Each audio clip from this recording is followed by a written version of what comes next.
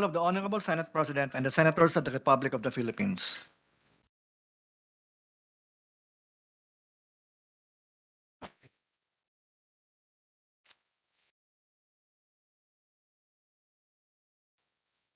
The 35th session of the Senate, the first regular session of the 19th Congress is hereby called to order.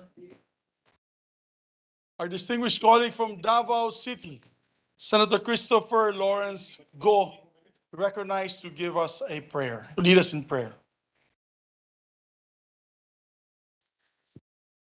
Almighty God, however we conceive of you, we beseech you to guide us always as we, the representatives of your people, do our duties as legislators. Sana ay patuloy mo kaming gabayan sa aming paggawa ng mga batas, sa aming hangaring makapagbigay ng mas komportableng buhay para sa mga Pilipino.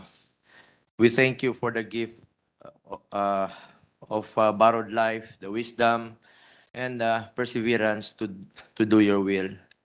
Mentor us so that we may serve as good examples for others. Strengthen us so that we may give voice and bring light for the hopeless and the helpless.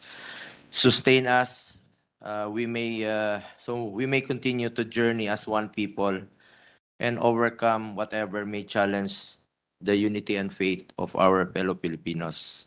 At sana sa kabila ng mga hamon sa buhay ay manatiling matatag at tapat kami sa aming pananalig sa iyo upang mas lalo naming masilbihan ang aming mga kababayan para sa iyong kaluwalhatian. Naniniwala kami na ang serbisyo po sa tao ay serbisyo po sa Diyos. Daghang salamat o Ginoo kaniyang among mga pag-ampo kanimo. Amen.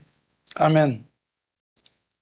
Secretary, please call the roll of members. Roll call of members. The Honorable Senator Angara, Senator Binay, Senator Cayetano Alan, Senator Cayetano Pia, Senator De La Rosa, Senator Ejercito, Senator Escudero, Senator Estrada, Senator Gatchalian, Senator Go, Senator Ontiveros, Senator Lapid, Senator Legarda, Senator Marcos, Senator Padilla, Senator Pimentel, Senator Poe, Senator Revilla, Senator Tolentino, Senator Tulfo, Senator Villanueva, Senator Villar Cynthia, Senator Villar Mark, the Senate President. With 20 senators present, the chair declares presence of a quorum. 21. We have Senator Pia, who entered, the 21 senators present and answering the roll call of members. Majority Leader? Yes, Mr. President. Majority Leader, before I ask you to proceed, I just want to apologize to all my colleagues for the lateness of the session. We had a long hearing on 3 secretaries today, and we apologize for that. Majority Leader? Yes, Mr. President. Mr. President, before we continue, may I take this opportunity to welcome our guests We'd in the like to gallery? also recognize Minority Floor Leader. Yeah, please. Go ahead. Yes, Mr. President, the Minority Leader is here, and as I was mentioning, we wanted to welcome our guest Senator from the Cheese. gallery. Senator Cheese Escudero is also here, Mr. President. He's no longer exposed to his yaya, Mr. President, and Mr. Majority Leader.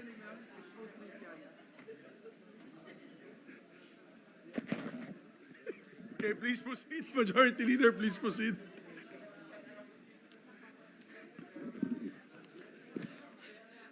Mr. President, we would like to welcome in this August chamber our guest, the guest of our Senate President, Senator Mig Subiri, Utah Attorney General Sean Reyes, Doug Quezada of Omnis Energy, Dmitry Streshinsky of the Arsenal Firearms Group, Ambassador Demetrio Tuason, Martin Tuason, and Kaloy Tuason of Arms Corps Group, Chi Malaki of the Waterflow Foundation, Dr. Jerry Perez de Tagle of the Quantum Global Health Group. We welcome all of them today, Mr. President. Welcome to the Senate, ladies and gentlemen, our visitors from the United States. And I'd just like to put on record to my distinguished colleagues that are listening, Attorney General Sean Reyes is one of the highest elected of Filipino Americans in the United States. There's one Attorney General per state. He's the Attorney General elected by the people of the state of Utah, the great state of Utah, who is Filipino, by the way, Filipino American, who traces his roots with President Magsaysay of Zambales. So maybe we can later pause when we recognize the rest for a 1-minute suspension, Majority Leader, so that we can approach the bench and say our hellos to the Yes, Mr. President. I move for a minute suspension. Thank you, Session Mr. President. suspended for 1 minute.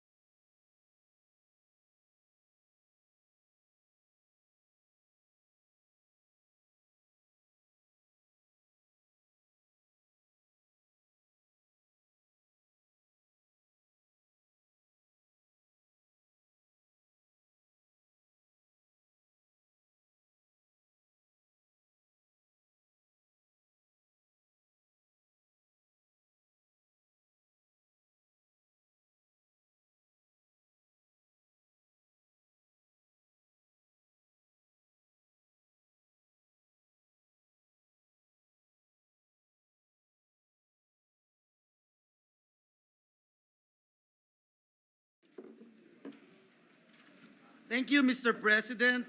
Mr. President, at this juncture, may I be allowed to recognize and welcome to their Senate our living heroes, our veterans, Veteran Pedro Flores Zafra, Veteran Roberto Fernandez, Veteran Reynaldo de Jesus, Veteran Jose L. Quirubin, Veteran Nesiforo Canor, guest of our dear colleague, Senator Jinggoy Estrada. May we ask all our colleagues to stand up and give them the recognition that they deserve. Thank you for your service, gentlemen. Thank you for your service, po. Thank you for your service to your country, sir. Thank you. Majority Leader. Thank you. We're honored to have our veterans here in the Senate, Mr. President. Mr. President, we'd also like to recognize the guest of our dear colleague, Senator Alan Cayetano, Mayor Zacarina Lazaro, and SB member Erica Lazaro of San Pascual, Masbate. Guest of our dear colleague, Senator Angara, Al-J. Villena, a table tennis prodigy who will represent our country, our beloved Philippines, in the U.S. Open Table Tennis Championship on December 16 to 21, 2022. And kasama po niya, Mr. President, si Ana Gigantone, ang team manager ni Al-J. Villena. Welcome to the Senate. Welcome to your Senate, gentlemen and ladies. Last but not the least, Mr. President, we have with us the distinguished gentleman from the 5th District of Cavite, Congressman Roy Loyola, and Mayor Dalia Loyola of Carmona, Cavite, and Vice Mayor Cesar Ines Jr. Is this Congressman Loyola who I was with in the CA? Or the brother? Oh, yes. Yes. Our dear friend. Welcome to your Senate, Congressman. And of course to the Vice Mayor. Mayor Mayor Dalia, Mr. President. Mayor Dalia. Yes, Mr. President. Thank you, Mr. President. Mr. President, at this juncture, I move that we defer the approval of the journal of the 34th session Monday, December 5, 2022 at a later hour. So moved, Mr. President. There be no objection to the motion of the Majority Floor Leader. Motion is approved. Mr. President, I move that we proceed with the reference of business. There being no objection, there being none, motion is approved. Secretary, please proceed. Bills on first reading. Senate number 1557, expanding the coverage of the Telecommuting Act, providing incentives for telecommuting employees, amending for the purpose RA 11165, and for other purposes. Senator Revilla Jr. To the Committees on Labor and Employment, Civil Service, Ways and Means. 1558, requiring establishments to provide priority seating for the elderly, providing penalties for violations thereof, further amending for the purpose RA 999. Senator Revilla Jr.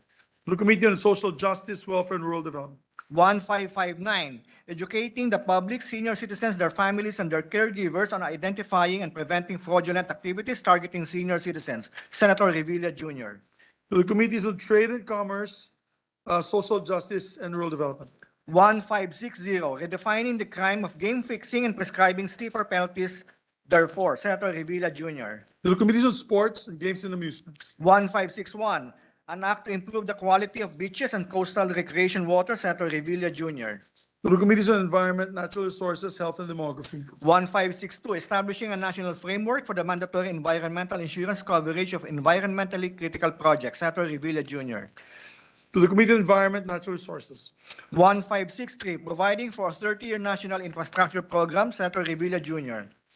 To the Committees on Public Works, Sustainable Development Goals, and Finance. 1564, establishing the scope and procedure for Philippine Ship Registry, recognition and enforcement of maritime claims, limitation of liability, providing essential incentives to promote a comprehensive, orderly Philippine Ship Registry system for the regulation of the vessels carrying the flag state. Senator Revilla Jr. For the Committees on Public Services, Ways and Means. 1565, providing for a mandatory basic military and police training program to all students in all public and private higher and technical vocational institutions, appropriating funds and for other purposes. Senator Tolentino.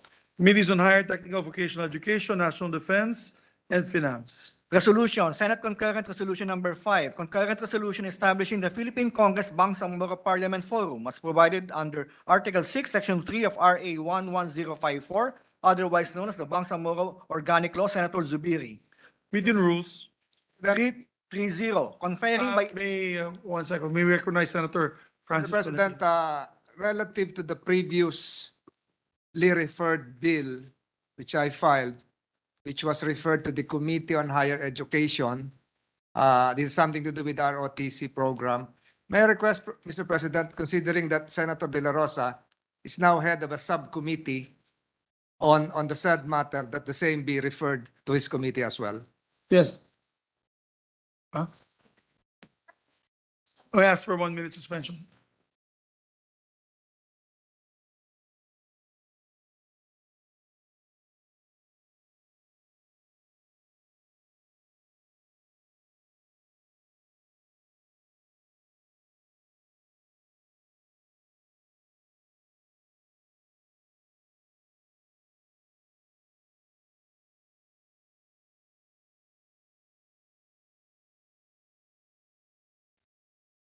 Yes, the procedure, Your Honor, is that it will be referred to the mother committee, then the mother committee will refer it to the subcommittee. Just for the record, So, Mr. President. Yes, Thank you. thank you, we take note. Please continue. Secretary. Resolution number 330, conferring by unanimous vote of the plenary the Philippine Senate Medal of Excellence to Grandmaster Eugenio Eugene Torre for being the first ever Asian and Filipino to be inducted into the World Chess Hall of Fame. Senator Lapid. The meeting rules. 331, congratulating and commending the students of the Batangas State University for being declared champions of the 2022 Engineering Innovation Challenge held in Singapore. Senator Lapid. To the committee rules. 332, congratulating and commending the students of the Philippine Science High School, Central Mindanao Campus for garnering 10 awards from 3 different international mathematics and physics contests. Senator Lapid. To the committee rules. 333, congratulating and commending Ifugao boxer KJ Natuplag for winning the WBO Oriental Featherweight belt. Senator Lapid. To the committee rules. 334, congratulating and commending the Malabon concert singers for winning the Ken Steven International Choral Festival. Senator Lapid. To the meeting rules. 335, congratulating and commending the winners of the 29th Annual Galing Pook Award. Senator Gatchalian. To the committee rules. 337, congratulating and commending the 2022 Galing Pook awardees honored by Galing Pook Foundation, co-presented by SM Prime Holdings and DILG Local Government Academy, sponsored by Cebu Pacific and Airspeed on 22 November 2022 at the Malacanang Palace, Manila, Philippines. Senator Zubiri. To the committee rules. There's additional reference of business. Additional Secretary. reference of business bills on first reading. Senate number 1566, requiring a basic first aid training for personnel of tourism enterprises, tourism-oriented non-government organizations and people's organizations, and individual providers of tourism-related services. Senator Revilla Jr. To the committee rules. 1567, declaring the Basilica of Our Lady of the Rosary of Manaoag in Manaoag, Pangasinan, as a pilgrimage site and tourist destination, providing for its development, appropriating funds therefore. Senator Revilla Jr. To the committee on tourism, public works and finance. 1568, providing automation of government officials and employees upon retirement from government service and for other purposes. Senator Revilla Jr. To the committees on civil service and finance. 1569, establishing the Philippine e-health system in the delivery of health services with the use of information and communications technology in the Philippines, appropriating funds therefore. Senator Revilla Jr. To the committee on health, demography, science and technology, ways and means and finance. 1570, an act to provide youth suicide early intervention and prevention. Senator Revilla Jr. To the committee on youth, health, demography and finance. 1571, modernizing the regulation of health facilities and services, appropriating funds, repealing for the purpose RA 4226. Senator Revilla Jr. The committees on health and demography and finance. 1572, mandating the secretaries of the DOF, NEDA, DBM, and the governor of the BSP to appear semi-annually before Congress to report on the status and directions of the fiscal and monetary policies of the state. Senator Revilla Jr. The committees on economic affairs and finance. 1573, expanding the coverage of the Senior Citizens Act, amending for the purpose RA 7432 as amended. Senator Revilla Jr. Committees on social justice, welfare and rural development, finance. 1574, institutionalizing e-governance in the government, appropriating funds therefore and for other purposes. Senator Villanueva. For the committees on science and technology, civil service, and finance. 1575, establishing the Special Economic Zone and Freeport in Ilocos Norte, creating for this purpose the Ilocos Norte Special Economic Zone and Freeport Authority, appropriating funds therefore. Senator Marcos. To the committees on economic affairs, local government, ways and means and finance. 1576, upgrading the Apayri Provincial Hospital in Apayri, Cagayan into a Level 2 General Hospital to be known as the Apayri Medical Center, placing it under the direct supervision and control of the DOH, increasing its bed capacity to 100 beds, upgrading its professional healthcare services and facilities, authorizing the increase of its medical personnel, appropriating funds therefore, Senator Gatchalian. Committee on Rules. 1577, providing enhanced protection, security, and benefits for media and entertainment workers, Senator Revilla Jr. Committee on Labor and Employment, Public Information, Mass Media. 1578, mandating public and private educational institutions and all business establishments to participate in the conduct of quarterly nationwide simultaneous earthquake and emergency preparedness drill and providing penalties for violations thereof, Senator Revilla Jr. Committees on National Defense and Local Government. Resolutions, proposed Senate Resolution 338, expressing the profound sympathy and sincere condolences of the Senate of the Philippines on the death and honoring the life of legendary singer and Filipino icon Silvia La Torre, Senator Lapid. The Committee on Rules. 339, expressing profound sympathy and sincere condolences of the Senate of the Philippines on the death of Silvia Reyes La Torre de Tagle, Senator Revilla Jr. The Committee on Rules. 340, urging the appropriate Senate committee to look into the implementation of RA 9242 in the performance of the oversight function of Congress, Senator Revilla Jr. To the Committee on Civil Service and Professional Regulation. 341, commending and congratulating Filipino director Juan Robles Lana for winning the Best Film Award from the Critics' Picks competition of the 26th Tallinn Black Nights Film Festival held from November 11 to 27, 2022, Senator Estrada. The Committee on Rules. Majority Leader. Mr. President, can I ask for a minute suspension? Session suspended.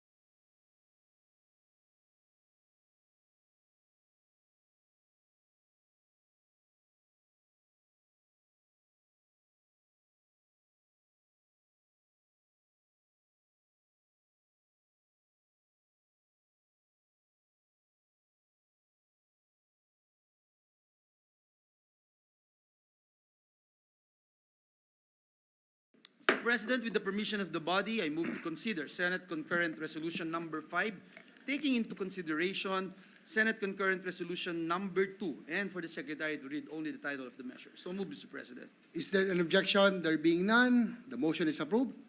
Consideration of Senate Concurrent Resolution Number 5, taking into consideration Senate Concurrent Resolution Number 2 is now in order.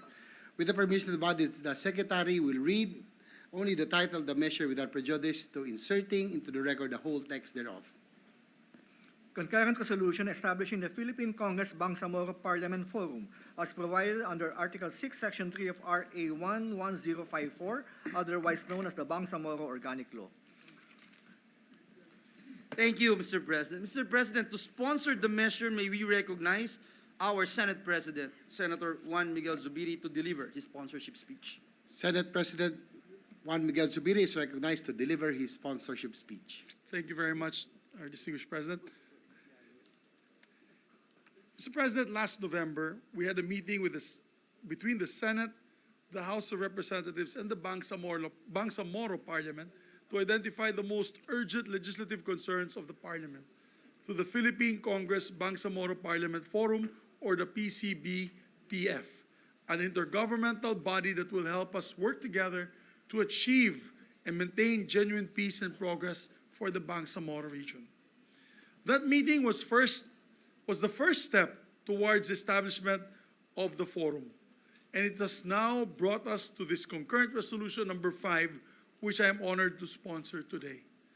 As the author and sponsor of the Bangsamoro Organic Law, and as a Mindanaonon myself, I am very proud of the achievements of the interim Bangsamoro government, which has made great progress towards lasting peace for the Bangsamoro region and for our brothers in the Bangsamoro region. In the face of challenges such as the COVID-19 pandemic and natural disasters such as severe tropical storm Paeng, the Bangsamoro region has proven that it can stand strong on its feet and it is fully capable of exercising its autonomy. But there remains a lot of work to be done for the BARM, which is still in its transition stage. Most urgently, there is a need to pass the priority legislation, and particularly the remaining codes of the Bangsamoro Transition Authority, such as the Electoral Code and Local Governance Code, to name a few. These codes will form the foundation of the Bangsamoro government, and it is absolutely vital that these are passed soon, as we cannot afford to extend the Bangsamoro Transition Authority anymore. The establishment of the PCBPF, or the forum, will allow us to strengthen our coordination with the Bangsamoro Parliament in aim of discussing and taking swift action on pertinent legislative concerns for the region. The Bangsamoro Organic Law is not a quick fix solution, Your Honors, to the decades conflict that we are seeking to undo in the Bangsamoro region. While it gives us a necessary framework, we still have to continuously do the work of upholding peace and making way for progress. And as you know, in the recent month, there were skirmishes between misencounters, I'd like to call it, between our military and the Bangsamoro, particularly the MILF. So it's really a work in progress, Your Honor. While it gives us the necessary framework, we still have to continuously do the work that we have to do to uphold the peace, and it is in the sense that we need to urgently establish the PCBPF, which we will need if we hope to fully and properly implement the Bangsamoro Organic Law. To this end, I'm glad to sponsor this concurrent resolution, and I enjoin my colleagues to join me in doing so we can help and develop an effective and productive partnership between the Senate, the House of Representatives, and the Bangsamoro Parliament towards a better Bangsamoro region. Maraming salamat, Mr. President, my dear colleagues. Thank you. Our Senate President, Majority Leader. Yes, thank you, Senate President Zubiri. Mr. President, to co-sponsor the measure is our Senate President pro tempore, Senator Lauren Legarda. I move that she be recognized. Our Senate President pro tempore, Senator Lauren Legarda, is recognized. Thank you, Mr. President. Distinguished colleagues, it is an honor to be part of the Senate contingent to the Philippine Congress Bangsamoro Parliament Forum. Nais ko ring magbigay pugay sa lahat ng nagtataguyod upang mapatupad ang mandato ng Bangsamoro Organic Law at tuluyang nagpulong ang Philippine Congress Bangsamoro Parliament Forum. The establishment of the Bangsamoro Autonomous Region in Muslim Mindanao was a culmination of several years of peace talks between the Philippine government and several autonomous groups which rejected the validity of the ARM and called for the creation of a region with more powers devolved from the national government. The unresolved conflict is seen as one of the causes that hindered efforts to alleviate poverty in the country. The lack of access to economic opportunities, basic services, and social inequity have incited violence, generated disregard for law and order, and influenced indifference to established institutions.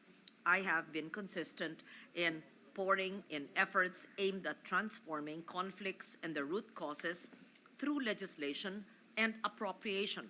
Hence, the enactment of the Bangsamoro Organic Law is a most notable approach taken by our government to resolve the conflict. Ang pagpasa at pagbuo ng BARM ang nakikitang susi upang punan ang maraming puwang sa pag-unlad at pag-angat ng lipunan at dignidad mula sa ilang dekadang pag-aaway at paghihirap. The promises of BARM are within the strength and will of the established regional government and its people. It is for them to establish a legacy and own the stories to share the world and build on the foundations of moral governance that the Bangsamoro people aspire for future generations. As we navigate the ongoing government transition, we acknowledge the need to improve programs, through sufficient coordination and cooperation of legislative initiatives suited to the context of the region. We remain committed to the efforts to provide unity of action in the pursuit of our common goals. What the country may gain in improving the condition of the BARM region is an achievement of our country and the Filipino people, as raising the stake of each member in our country for peace will bring prosperity for all. After all, peace is a precursor to sustainable growth and development. Thank you, Mr. President. Thank you, Senator Regarda. Majority Leader. Yes, Mr. President, next to co-sponsor the measure is distinguished gentleman from the great province of Camarines Norte, Nueva Ecija, and the Republic of the Philippines, Senator Robin Hood Padilla. I move that he be recognized. The gentleman from Bicol and Nueva Ecija, Senator Robin Hood Padilla, is recognized. Maraming salamat po, Ginoong Pangulo, at sa atin pong pinunong mayorya. Ginoong Tagapangulo, sa mga miyembro po ng lupon na ito, A'udhu billahi minasyaitanir rajim, Bismillahirrahmanirrahim, Alhamdulillah Rabbil Alamin, Bismillahi wassalatu wassalamu ala Rasulillahi, Assalamualaikum warahmatullahi wabarakatuh. Buong kagalakan at taas noo po akong tumitindig sa bulwagang ito bilang kapwa-sponsor ng Senate Concurrent Resolution Number 5 sa pangunguna po ng ating minamahal at iginagalang na ama ng Bangsamoro, ang ating pong Pangulo ng mataas na kapulungan, Senate President Juan Miguel Zubiri. Mabuhay po, mahal na Pangulo. Ang inyo pong lingkod ay nauna na ring naghayag ng ating suporta sa pagpapatawag ng pagbuo ng Congress Parliamentary Bangsamoro Forum sa pamamagitan ng paghain ng Senate Concurrent Resolution Number 2 o Concurrent Resolution urging the Senate and the House of Representatives to constitute the Congress complement for the creation of the Congress Parliamentary Bangsamoro Forum as provided for in Republic Act 11054, otherwise known as the Organic Law for the Bangsamoro Autonomous Region noong ika-13 ng Hulyo 2022.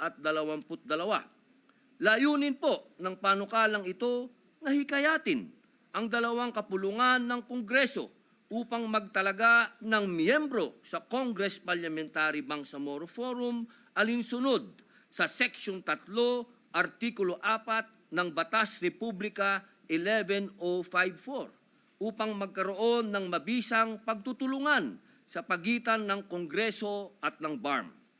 Nagpapasalamat rin po tayo sa ating kagalang-galang na Senador Risa Hontiveros na nagpahayag po ng kanyang intensyon na maging co-author ng nasabing concurrent resolution. Ikinagagalak ko po na tayo ay narito sa puntong ito na isang patunay na anuman ang ating pagkakaiba sa pananampalataya, hiwa-hiwalay man ang mga pulo sa bansa, gaano man kalayo ang kamaynilaan sa katimugan, pinagbibigkis tayo ng iisang hangarin. Ang tuluyang buhayin ang ating ipinulang pangarap na mapalago ang Bangsamoro. Ang Philippine Congress Bangsamoro Parliament Forum po ay lunsaran ng mas matibay na pagkakapit-bisig ng pambansang pamahalaan, Kongreso at Bangsamoro Parliament. Kaya naman po ako ay nagpapasalamat na maanyayahan bilang isa sa mga delegado ng Senado sa ginawang pagpupulong noong ika-15 ng Nobyembre 2022. Higit na 4 na taon na rin pong natapos maipasa ang Bangsamoro Organic Law noong ika-26 ng Hulyo taong 2018. At kasunod nito, ang ratifikasyon ng batas noong ika-19 ng Enero 2019. Simula noon, marami na rin tayong napagtagumpayan na ikasatuparan na natin ang pagpapasa ng 3 mahalagang kodigo: administratibo, serbisyong sibil, at edukasyon. Malaki ang pagpapasalamat po natin sa ating dating presidente na si Rodrigo Roa Duterte, na nagsulong po ng BUL. Tunay na malaki po ang naging sakripisyo niya para sa kapayapaan at kapakanan ng mamamayan sa Bangsamoro. Mahaba-haba pa po ang ating bubunuin para sa ating pangarap na Bangsamoro. Insyaallah, mabibigyan natin ng linaw at direksyon ang ating mga usapin katulong ng ating mahal na miyembro ng Kongreso. Asahan po ninyo na nakasuporta po ako sa ating mga kapatid na Bangsamoro at sa ating mga kapwa Pilipino. Sa araw pong ito, tayo ay maglilimbag sa kasaysayan ng tunay na kahulugan ng kapayapaan at pagkakaisa sa bansa para sa ating lupang pangako. Maraming salamat po, mahal na Pangulo. Mabuhay po tayong lahat. Salamat din, Senator Robin Hood Padilla, Majority Leader. Yes, thank you, Senator Padilla. Next to co-sponsor the measure is the distinguished gentleman from the province of Davao and the province of Bohol, no other than Senator Ronald Bato de la Rosa. I move that he be recognized, Mr. The President. gentleman from Davao and Bohol is recognized. Senator Bato de la Rosa. Thank you, Mr. President and Majority Leader. Mr. President, it is my honor to add voice to the resounding call to create the Philippine Congress Bangsamoro Parliament Forum as mandated under Article 6, Section 3 of Republic Act 11054, otherwise known as the Organic Law for Bangsamoro Autonomous Region in Muslim Mindanao.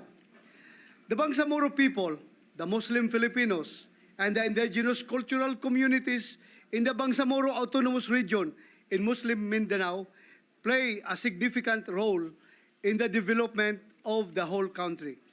The progress of the Filipino nation cannot achieve its full realization without the bridge of cooperation between the national government and the Bangsamoro government.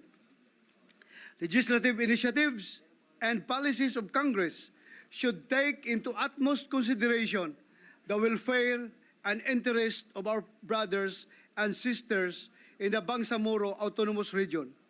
Peace and order, economic development, education, social welfare, health are some of the important issues that the national government should focus on in addressing the needs of our countrymen and women in the BARM. 4 years after the enactment of this important piece of legislation, RA 11054, we in Congress should now endeavor to establish the mandated Philippine Congress Bangsamoro Parliament Forum. This will serve as the avenue of consultation, understanding, and partnership between the national and Bangsamoro governments in crafting legislative measures that would effectively respond to the needs of the said region. Let us leave an impressive mark in the history of the BARM. Let the sentiments and opinions of our brethren count.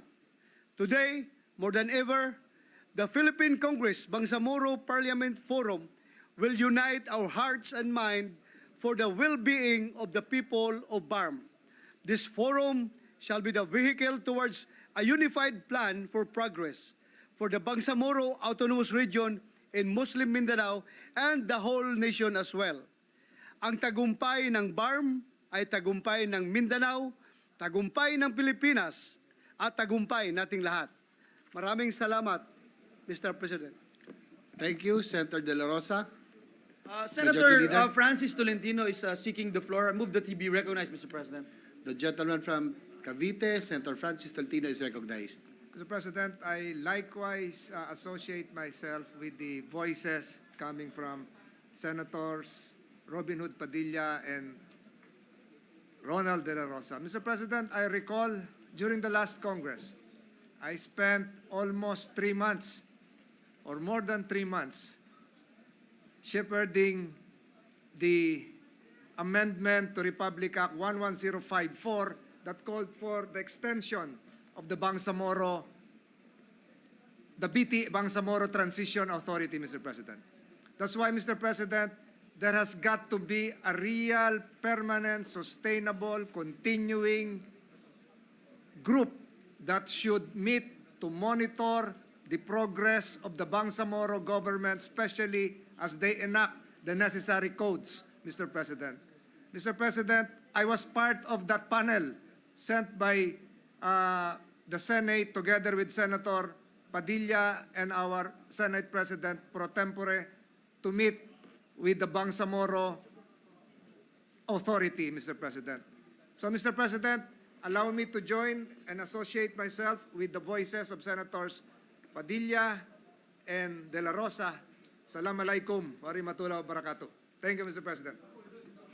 And as Senator, the good Senate President, likewise, who was with us? Who was with us? I'm sorry. Yes, Mr. President. he was the one who insisted that I sponsor the measure against all odds, Mr. President. Had it not been for Senate President Subiri, there would not have been an extension, a meaningful extension. Thank you, Mr. President. Thank you, Senator Tolentino, Majority Leader. Well, Mr. President, may I just be allowed to make a very short manifestation? Just like the distinguished gentleman from Cavite, Senator Tolentino, I'd like to associate myself with the statements and manifestations of our dear colleagues from our inspirational leader of the Senate, Senate President Zubiri, Senator Loren Legarda, our Senate President pro tempore, our dear colleague, Senator Robin Hood Padilla, Senator Ronald Bato de la Rosa. Mr. President, I'd like to manifest my wholehearted support to the creation of Philippine Congress Bangsamoro Parliament Forum. Its establishment is pursuant to Section 3, Article 6 of Republic Act Number 11054, or the Organic Law for the Bangsamoro Autonomous Region in Muslim Mindanao, for purposes of cooperation and coordination of legislative initiatives. Ginoong Pangulo, sa pamamagitan po ng Philippine Congress Bangsamoro Parliament Forum, masisiguro po natin yung pagkakaroon ng pagtutugma ng mga polisiya ng ating national government at ng Bangsamoro government.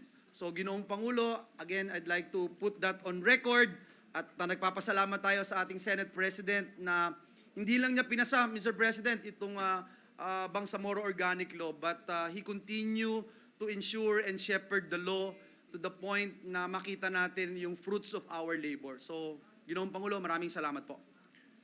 Thank you, Majority Leader. Mr. President, next to co-sponsor the measure is the distinguished gentleman from the city of Davao and the province of Batangas, Senator Christopher Bongo. I move that he be recognized, Mr. The President. gentleman from the city of Davao and the province of Batangas, Senator Christopher Lawrence Go, is recognized. Mr. President, as Mindanaoan, just like the Senate President, I just want to co-sponsor the resolution creating this Philippine Congress Bangsamoro Parliament Forum. May I just request my speech inserted into the record. Thank you, Senator Go. Mr. President, likewise, Senator Bong Revilla has requested this representation to move that his co-sponsorship speech be inserted also into the record. So move, Mr. President. If there are no objection, the co-sponsorship speeches of Senator Bongo and Senator Revilla are inserted into the records. Mr. President, the distinguished lady from Taguig, city of Taguig and Patero, Senator Pia Cayetano, would like to ask some questions, if I'm not mistaken, with regard to the, because we're going to pass this. You can manifest about the women.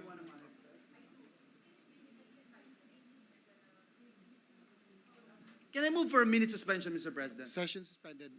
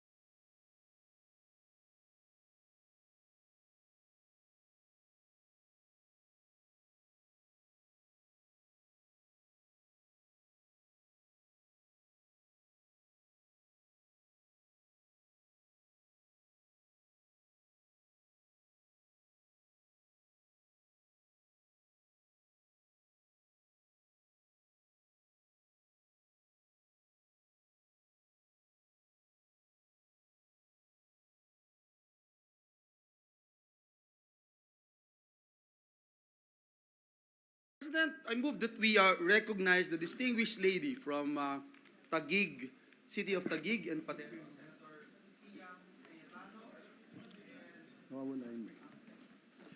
The distinguished lady from Taguig, Senator Pia Cayetano is recognized. And of course, the sponsor of the measure, our Senate President, Senator Juan Miguel Zubiri.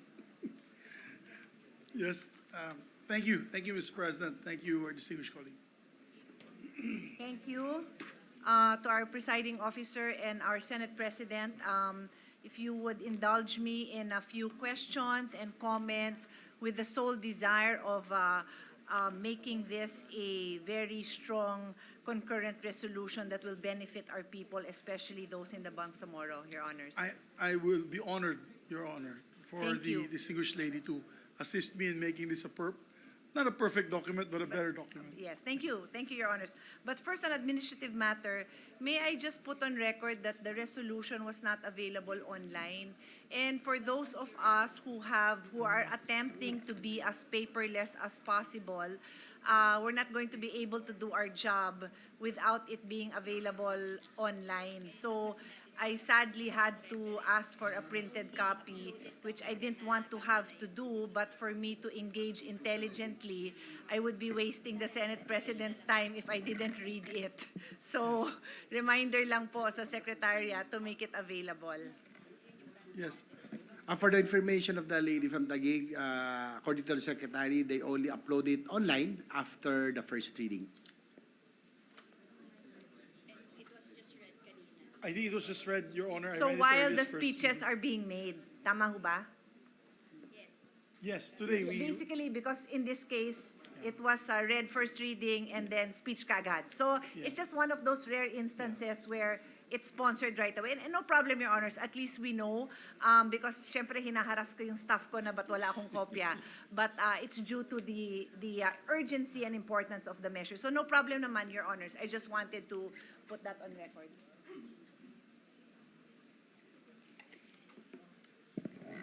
So if I may proceed, and I'm certain all our colleagues will agree with what I'm saying, but let me still say it because it's the foundation of my interpellation. Women make up around half of the population of the world, and more or less the same in the Philippines. I think there might even be a slightly higher number of women in some countries, which, and I'll go to that point another time maybe, but for purposes of marriage and procreation, becomes difficult if it's not a very even number. But more or less half of the population are women. And with this fact in mind, sadly, women still experience discrimination in all facets of life, from the workplace to their personal lives at homes, where in many countries the burden of home care and family care falls upon the woman, even though she is also a breadwinner. That is also the case in our country, Your Honors. They also have difficult access to health care given their special needs. They give birth. There are health issues that are particular only to women. And can only be experienced by women, and therefore the discrimination happens only to women. And then also in education. Of course, in the Philippines, I'm very proud to take note that the Philippines is no longer the laggard in terms of access to education. A lot of our female children and even up to the tertiary level are able to access college, so that one is okay.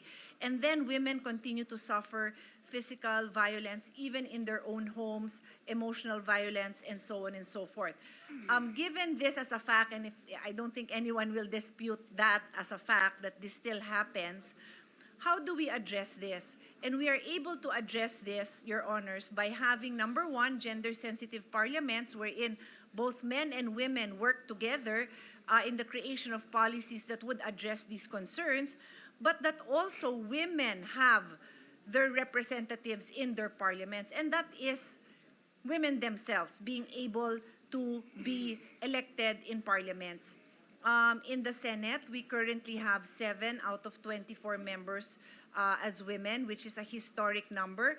But 7, Your Honors, is not even 30%, if I did the math correctly. And in the House of Representatives, I don't have the actual number. I'll have him pull them out. But normally, it is between 25 to 30%. The definition, Your Honor, of gender equality is, some will argue it's 50%. I will actually say anywhere between 40 to 60 is okay. It's obviously extremely difficult to insist for a 50% number, but 40% men, 40% women, anywhere there tells you that there are enough women representatives.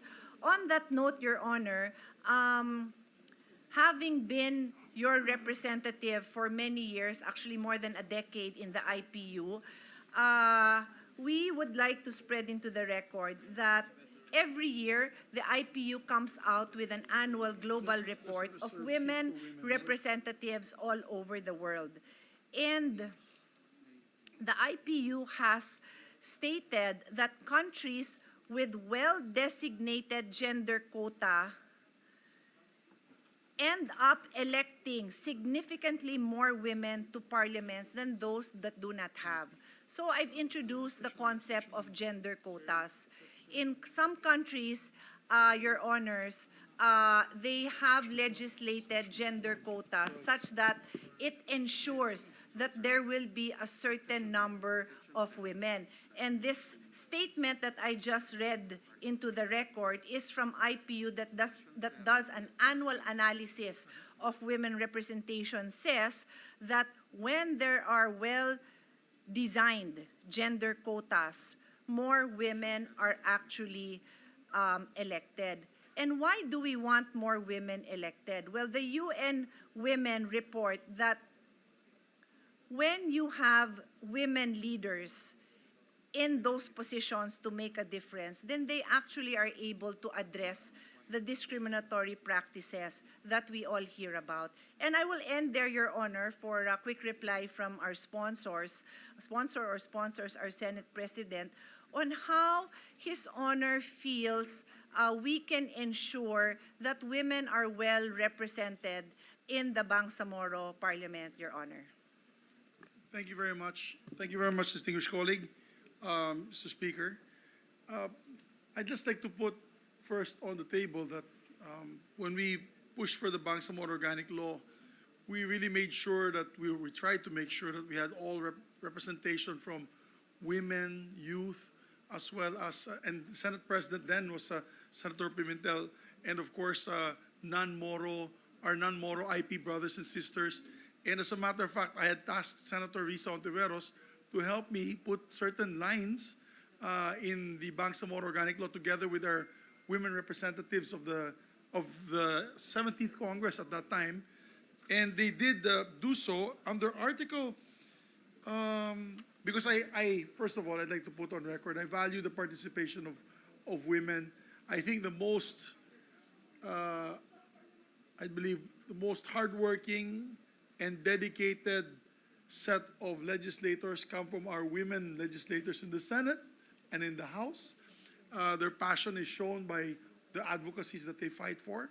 And I've always said to myself that I'm surrounded by alpha women in the Senate. It's because they really want change and they really want to push for this changes. So I value that, and as a matter of fact, we made sure together with the women legislators who were part of this Bangsamoro Organic Law, include this in the Organic Law, which under Section 7. We'll start first with Article 7, Section C, on reserved seats and sectoral representatives. Although we know the limitation in democracy, Your Honor, in democracy, we really can't limit that it only be women that will run for these key positions.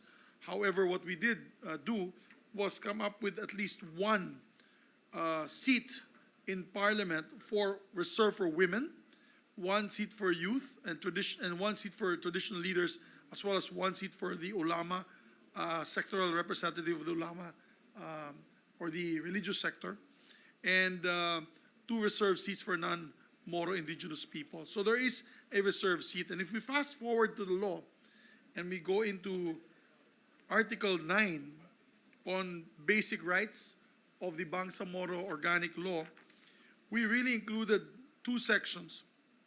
Section 11 of that same article, participation of women in the Bangsamoro government. So we really put a particular section, and it reads, aside from the reserved seat for women in the parliament, there shall be at least one woman to be appointed to the Bangsamoro cabinet, and the parliament shall enact a law that gives recognition to the importance of women in nation building and regional development, ensuring the representation of women in other decision-making and policy-determining bodies of the Bangsamoro government. The parliament shall create by law a commission on women and shall define its powers, functions, and compositions. So they're supposed to craft a law, which is a good thing I read this. Now I'm reminded about that. May I remind my staff that they're supposed to do this as part of their mandate. And Section 12 is the protection of women, that the Bangsamoro government shall uphold and protect the fundamental rights of women, including the right to engage in lawful employment, to be protected from exploitation, abuse, or discrimination, as embodied by the Convention of Elimination of All Forms of Discrimination Against Women. And I think Senator Risa was part and parcel of this, together with the women legislators, and making sure that we had these during the 17th Congress. And the Parliament shall enact the necessary laws for the implementation of this section. And so, there you have it, Your Honor. We have an additional from my staff. Article 7, Section 9. We have under regional parties that a free and open regional party system shall be allowed to evolve according to the free choice of the people. Towards this end, only regional political parties duly accredited by the Bangsamoro Electoral Office, as approved by the Commission on Elections, shall participate in the parliamentary elections of the Bangsamoro region. The Bangsamoro government shall ensure the inclusion of women's agenda and the involvement of women and youth in the electoral nominating process for their political parties. So we, as much as possible, try to make sure that the rights and privileges of our better half, I would say. When we mention the wives of our colleagues, it's always the better half of the family is represented fully in the Bangsamoro Autonomous Region and Bangsamoro Organic Law, Your Honors. And that's what we're very proud of, because I see in many areas, especially in the BARM, sometimes in a male-dominated society, nawawala yung participation ng ating kababaihan. But in fairness, with the Bangsamoro Autonomous Region, rather, a lot of women have stepped up in leadership positions. Right now, the governor of Maguindanao is by Mariam Mangudadatu, and if I'm not mistaken, the governor also or the vice governor of the newly created Maguindanao del Sur, if I'm not mistaken, is also a woman, or the Maguindanao del Norte. So it's also still a very matriarchal society in that area, Your Honor. I remember for a while, the governor also of Lanao del Sur was the mother of Governor Adyong. I forget her first name, but she was Governor Adyong. And so, if you ask me right now, fearless forecast, hindi mawawala ng kababaihan yung parliament ng Bangsamoro. And I'd like to put also on record, Mr. President, that the best and brightest lawyers and legal minds in the BTA now are actually women. If you notice in our last forum, it were the women members of the BTA who were answering all the questions. Magagaling po sila. Thank you, Your Honor, Senate President, for your candid responses. Of course, it heartens me to know that there are provisions in our law which His Honor himself ensured were present to precisely ensure the participation of women in the Bangsamoro government. No, I won't repeat what he had just said, but it's on record now. Thank you for that. May I just make a few comments on this? Your Honor, Your Honor, when this representation was a member of the gender partnership group in the IPU, again, prodded no less by the father of our Senate Minority Floor Leader, who's always telling me to join all the groups. This honor had the experience of interviewing, because it is set up this way, Your Honor. The gender partnership groups invite countries that do not have women representatives to come before them and candidly discuss in a non-confrontational manner how come they have no women representatives and how the IPU can assist in having more. And the standard answer I would hear, Your Honor, is that they are part of the consultative group, that they are part of the advisory group. But it saddens me as a women legislator that hanggang dun lang sila. No, of course, this is not the case.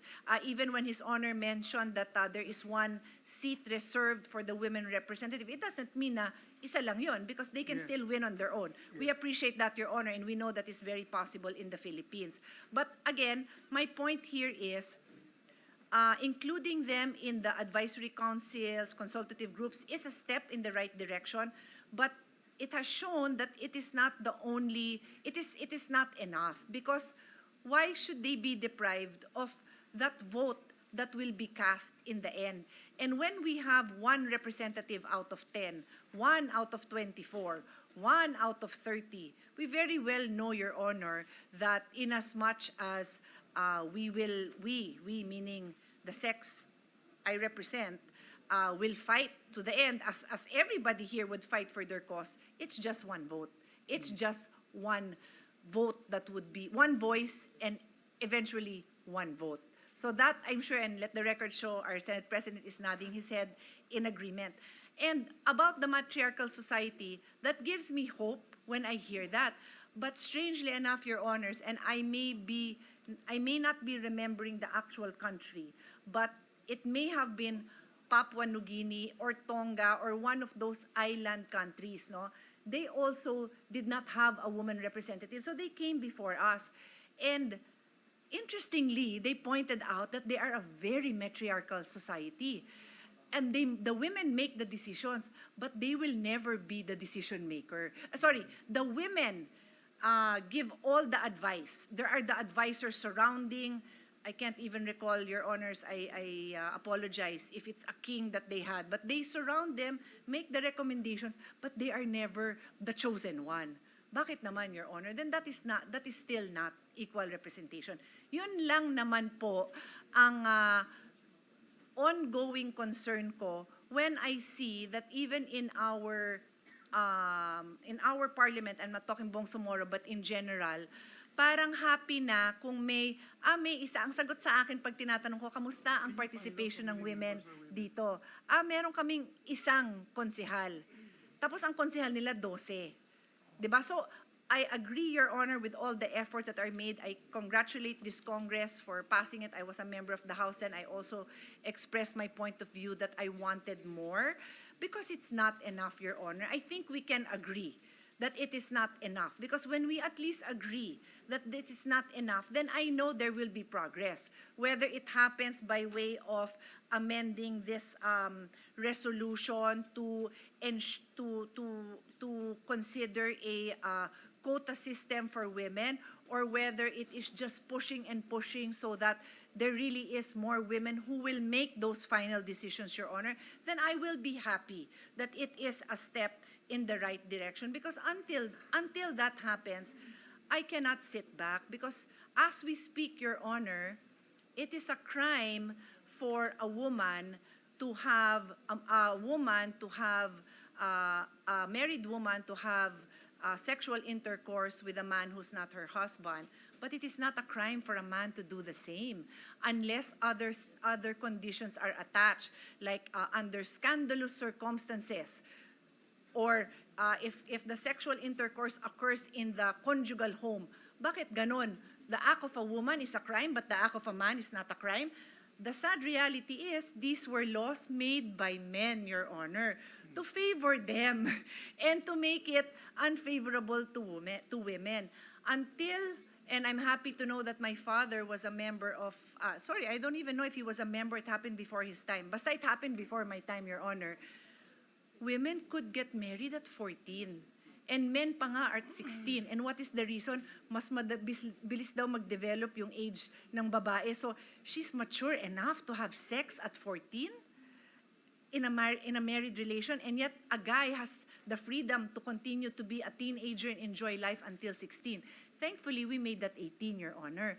But under the Sharia law, it is still, I think, I'm not sure kung 12 and 14. Sorry, mali na ba yung numbers ko? Ang tagal na nito When I think it's studied the 16, family code, was it 14 and 16 we or raised 12 it- and 14? I think it was 12 and 14. But we raised it na to 16. I think Ano ba yung Risa dati was, yung inaral pa natin sa civil code? 14 and 16 or 12 and 14? Oo. 14 and 16 according to the valedictorian of the batch ahead of me. the bar top notcher. But anyway, it's 18 now. Pero sa Sharia law, it is still, am I correct, Senator Risa? Hindi pa naging batas o naging batas na? Can we acknowledge, Senator Risa? Yes, Senator Risa is recognized. Yes, thank you, Mr. President. Salamat, Mr. President, and to the good sponsor and the gentle lady from Taguigan Pateros.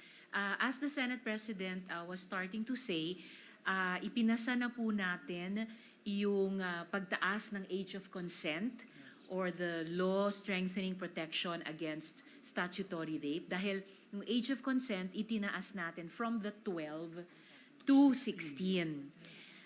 And then yung pangalawa po, nakapapasa lang din natin, was the law banning child marriage in all parts of the Philippines, even among yung mga peoples of the Philippines na nasa kultura na may traditional practice of child marriage. Binigyan lang po natin sa batas ng 1 taon for the educational process to be undertaken. So within which time, suspended muna yung penalties.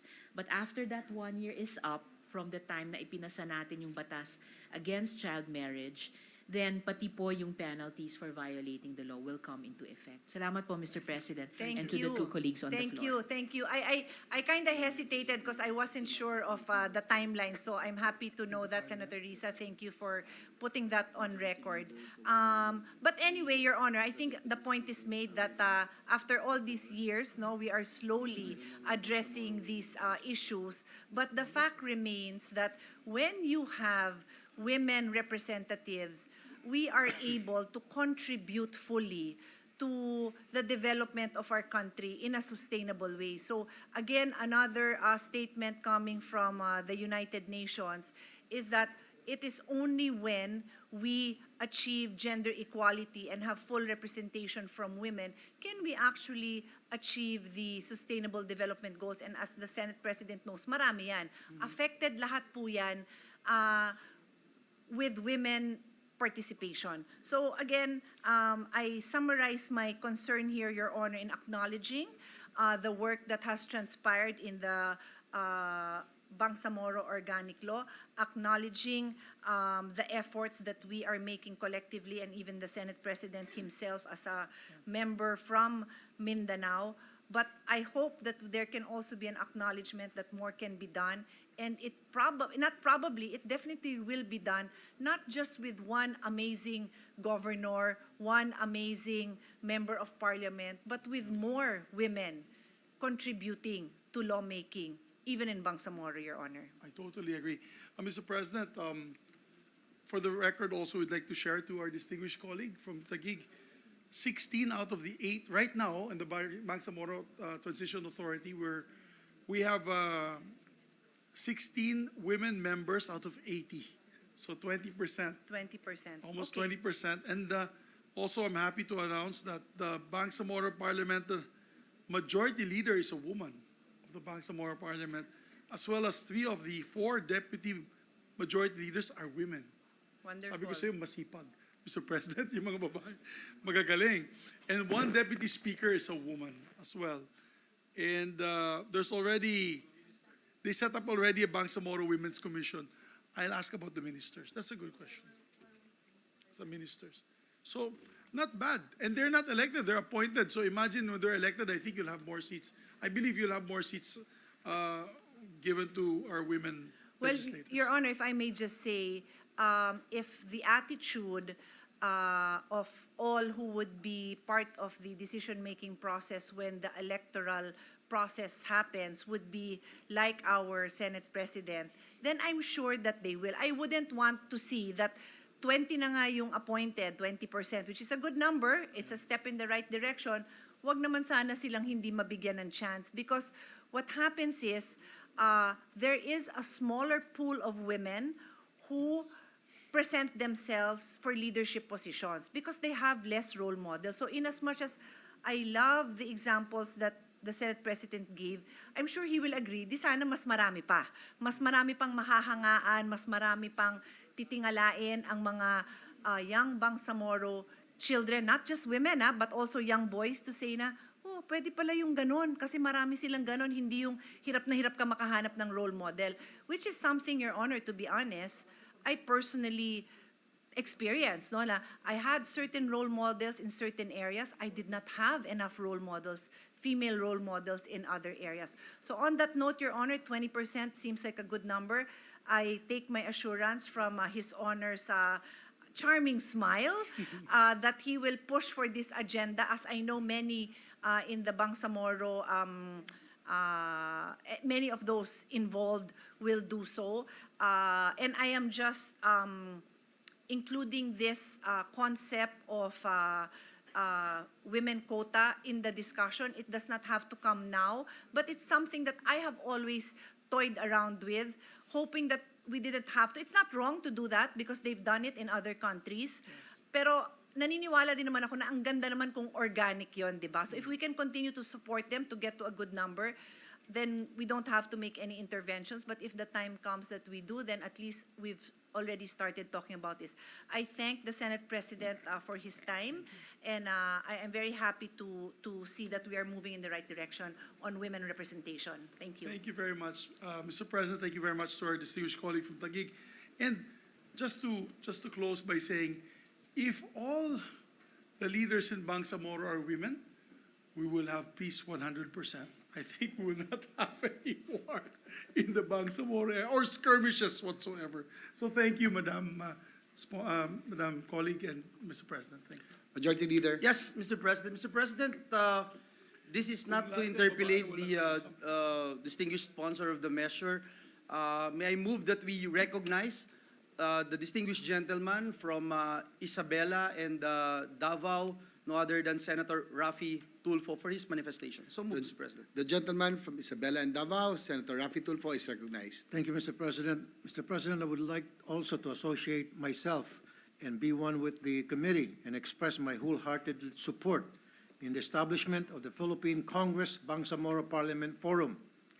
This will surely give a breath to the letter of purpose of the Bangsamoro Organic Law and shall provide a more unified and stronger venue for both national and Bangsamoro governments to realize their goals, the betterment and holistic development of our Bangsamoro brothers and sisters. It is not only a historic feat, but this certainly gives us a truer sense of direction. I commend the efforts of our dear colleagues, especially under the leadership of our dear Senate President, Senator Migs Zubiri. Nakikisa po ako sa ating layunin at ang layunin ng lahat na maging matibay at makabuluhan ang kooperasyon ng ating gobyerno at ang Bangsamoro government dahil iisa lang po naman ang ating boses, damdamin at lahi ang lahing Pilipino. Maraming salamat po, Mr. President, and to my dear colleagues. Salamat, Senator Raffy Tulfo. Majority Leader. Yes, Mr. President, if I'm not mistaken, the distinguished gentleman from Bicol, Senator Robin Hood Padilla, would like to make a short manifestation, Mr. President. I move that he be recognized. Senator Robin Hood Padilla is recognized. Maraming salamat po, mahal na tagapangulo at sa ating pinunong mayorya. Gusto ko lamang pong magpasalamat sa ating senadora mula sa Taguig Pateros sapagkat napakaganda po ng kanyang iminungkahi at ang kanya pong inalabas sa ating kapulungan sapagkat tunay po na yan po talaga ang Bangsamoro. Katunayan po, mas marami po ang babae na namumuno sa Bangsamoro. At yan po ay pati po sa hindi po lugar ng Bangsamoro, babae din po, ano? Mahal na Pangulo, katulad po sa Basilan, ang mayor po ng Isabela City ay babae. Isa pong Bangsamoro.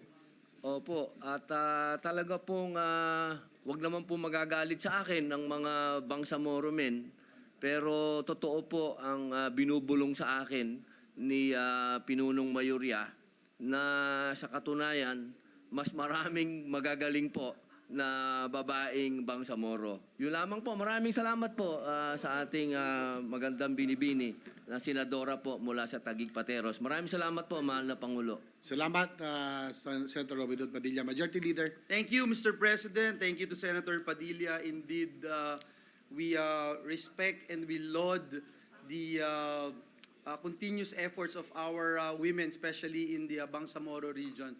Mr. President, But before we continue, I just want to put also for the record what Senator Robin Padilla said. Totoo po yan.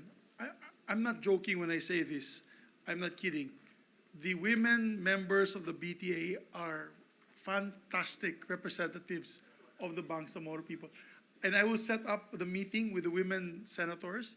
I think it's good that you empower them. And I'll take the suggestion of Senator Cayetano that I will invite them over. There's only a few of this, over a dozen of them. We'll ask them to come and you will be fascinated with their knowledge. Many of them are lawyers. They're actually women lawyers.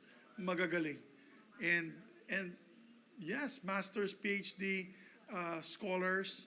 And what I love about them is their passion of wanting to make the final changes for a lasting peace in their region, Mr. President. Talagang, it really inspires me. It'll inspire all of us. The way they want to stop all the fighting and come up with a better region for their people, for their children. And I think as a mother, and many of you here are mothers, no better person to espouse an area, of the country or a region for the country or a place for their children to grow up in without fear of being shot, without fear of being kidnapped, without fear of war, without fear of anger amongst each other and the neighbors around you. That is their dream, and that's why they are so passionate about it, Mr. President. And I would like to invite them. I take you from that, and maybe December or maybe when we get back, I'll invite them to come over to have a dialogue and a nice discussion with our women legislators of the Senate, so that we can empower them more with the position of pushing for the women's agenda in the Bangsamoro. I support that, Your Honor. Thank you, our Senate President. Si Ma'am Majority Risa. Leader. yes, Mr. President. Mr. President, our distinguished Deputy Minority Leader, Senator Risa Ontiveros, would like to seek the floor. I move that she be recognized. The Deputy For a Minority brief Leader. manifestation, Mr. President. The Deputy Minority Leader is recognized for a brief manifestation. Salamat, Mr. President. Yes, just a brief manifestation. For one, I really welcome the idea of the Senate President for him to convene that dialogue, exchange of experiences, learnings, insights among we women legislators here and from the Bangsamoro. Kung isama na rin, and I'm sure, or we may empower them, but I am sure they will in turn empower us. At kung isama na rin po yung binagit ni SP kanina na yung mga women ministers ng BARM, for one, there's this BARM Minister for Social Welfare and Development, Attorney Raisa Jaljuri. She is great. Batchmate ko po nung kolehiyo. Kasama po namin Nina SP at marami sa atin nung binubuo yung Bangsamoro Organic Law, and ngayon serving very well the BARM in one of its key ministries. So, salamat po. Thank you. I thank Senator Risa for Mr. President, for all the support that she has given us, that has now pushed for a longer and just peace in the Bangsamoro region and for Mindanao, Mr. President. She's not from Mindanao, but she really is a champion for peace. And she helped all of us do the Bangsamoro law and craft these provisions for women and children empowerment. So we thank her for that. Majority Leader. Thank you. Mr. President, I believe there are several amendments on the measure. May I move that we recognize again our Senate President to introduce the amendments? So Thank moved, you, thank you, Mr. President. Any objection? Hearing none, motion is approved. Thank you, Majority Leader. Mr. President, it's just a few amendments. It's just perfecting amendments. Mr. President, we'll delete the third whereas clause and replace it with the following, because we're just trying to follow the measure that was approved in the House of Representatives. Since it's a joint concurrent resolution, we just amend it so that it will be enrolled and it will be the same. We don't need to come up with a bicameral conference hearing. Delete the third whereas clause and replace it with the following, Mr. President. Whereas Article 16, Section 3 of the same law provides that the legislative and executive powers of the Bangsamoro Autonomous Region shall be vested in the Bangsamoro Transition Authority. Is there an objection? There being none, the amendment is approved. Subject to style, Mr. President. Subject to style. On the fourth whereas clause, delete the phrase otherwise known as the organic law for the Bangsamoro Autonomous Region in Muslim Mindanao. I so move, Mr. President. Is there an objection? There being none, the amendment is approved. On page 2, on the resolved clause, replace the phrase Bangsamoro Organic Law with Organic Law for the Bangsamoro Autonomous Region in Muslim Mindanao. So move, Mr. President. Is there an objection? There being none, the amendment is approved. And on the same resolved clause, delete the phrase represented by a 5-member panel from the Senate of the Philippines and House of Representatives as designated by the Senate President and Speaker of the House, respectively. I so move, Mr. President. Is there an objection? There being none, the amendment is accepted. It will add another clause, Mr. President. With the permission of the body, the amendment will be read as follows. Resolved further that the Philippine Congress shall be represented by a 5-member panel each from the House of Representatives and the Senate of the Philippines as designated by the Speaker of the House and the Senate President, respectively. I so move, Mr. President. Is there an objection? There being none, the amendment is approved. And on the title, replace the phrase Bangsamoro Organic Law with Organic Law for the Bangsamoro Autonomous Region in Muslim Mindanao. I so move, Mr. President. Is there an objection? There being none, the amendment is approved. That's all, Your Honors, Majority Leader. That's all. Majority Thank you. Leader. Thank you, Mr. President. Mr. President, with no other amendments, I move that we close the period of amendments. So moved, Mr. President. Is there an objection? There being none, the period of amendment is hereby closed. Mr. President, a lot of our colleagues has requested this representation to move that all members be made co-author of the said measure. I so move, Mr. President. Is there an objection? There being none, the motion to make all members of the Senate as co-author of this resolution is hereby approved. Thank you, Mr. President. I now move that we adopt Senate Concurrent Resolution Number 5, taking into consideration Senate Concurrent Resolution Number 2, subject to style. I so move, Mr. President. Is there an objection? There being none, Senate Concurrent Resolution Number 5, taking into consideration Senate Concurrent Resolution Number 2, subject to style, is hereby approved. Thank you, Mr. President. Congratulations to the authors, especially congratulations, our our Senate Senate President. President, Mig Subiri. Mr. President, at this juncture, I move that we resume consideration of House Bill number 3968 under Committee Report number 12. This is the Charter of the City of Carmona. I so move, Mr. President. Is there an objection? There be none, resumption of consideration of House Bill number 3968 under Committee Report number 12 is now in order. Thank you, Mr. President. Mr. President, the parliamentary status of this measure is that we have sponsored the said bill, and I now move to open the period of interpellation, and perhaps I should ask for a minute suspension so that the sponsor... Session suspended. Thank you, Mr. President.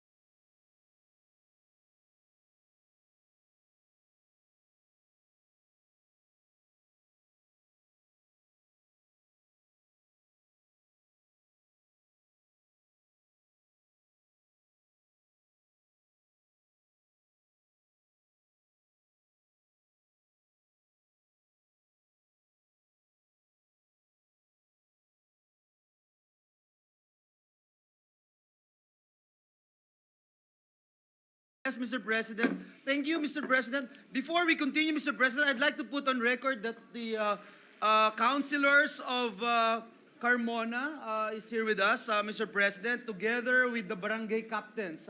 They're all present here at the gallery. We welcome all of you in your Senate. Thank you, Mr. President. Welcome po kayo sa inyong Senado. Maraming Mr. salamat, Senate. Ginoong Pangulo. Mr. President, Senator Francis Tolentino from the great province of Cavite would like to make a short manifestation. May I move that he be recognized, Mr. President? The gentleman from the great province of Cavite, the kababayan of Congressman Loyola, neighbor of Carmona in Tagaytay, is recognized. Senator Francis Tolentino. Thank you, Mr. President. Mr. President, with the permission of the good sponsor, I'm not here to interpolate, but this is a manifestation of support. Mr. President, during the previous Congress, we endeavored to have, together with Senator Lacson, to have Republic Act, Senate Bill 255 under Committee Report 270 be enacted into law, which was eventually enacted as Republic Act 11683, an act amending Section 450 of the Local Government Code as amended by Republic Act 9009 by providing for the requisites for the conversion of a municipality into a component city and for other purposes. Mr. President, and because of that, one of the outputs would be the bill under consideration today. Carmona is not just a small municipality in the province of Cavite. Carmona is rich in history, replete with traditions that cannot be found in other localities. And I'm very proud of Carmona, Mr. President. If Carmona becomes a city, there are certain traditions that are maintained, that should be maintained, and historically that should be observed. Halimbawa po, Mr. President, naikot ko na po lahat ata ang sulok sa ating bansa. Dito lang po ako nakakita every February, they have a solteo. And I have witnessed that. It is a tradition that has been practiced since the Spanish times. Solteo, Mr. President, involves the lottery of agricultural lands. They have agricultural lands which every 3 years would change hands for different farmers, different farmer groups. And it has been maintained since the Spanish times until today, as I speak. That's how Carmona regards history. And I'm very sure, Mr. President, if this bill will be passed into law, if Carmona will be converted into a city, Mr. President, not only will the requirements of Republic Act 11683 be complied with, but even the unwritten provisions of maintaining your history, maintaining an LGU's legacy will be observed. And I'm very sure of that. Carmona is a small place, but one of the gateways to the province of Cavite. Carmona is well endowed with several manufacturing firms, good-mannered citizenry, and I was just informed, even the famous Johns Hopkins University Hospital is now trying to relocate within the jurisdiction of Carmona. Johns Hopkins, Mr. President, is a world-class, 5-star hospital in the United States. Karangalan po ng buong bansa yan pag nalipat po yan at pumunta sa Carmona. Mr. President, I need not repeat what I have said during the deliberations of the bill that led into the passage of Republic Act 11683. This has something to do with the portability provision. This has something to do with the exception from the population and land area requirements for the conversion of a municipality into a component city. Tapos na po yun, Mr. President.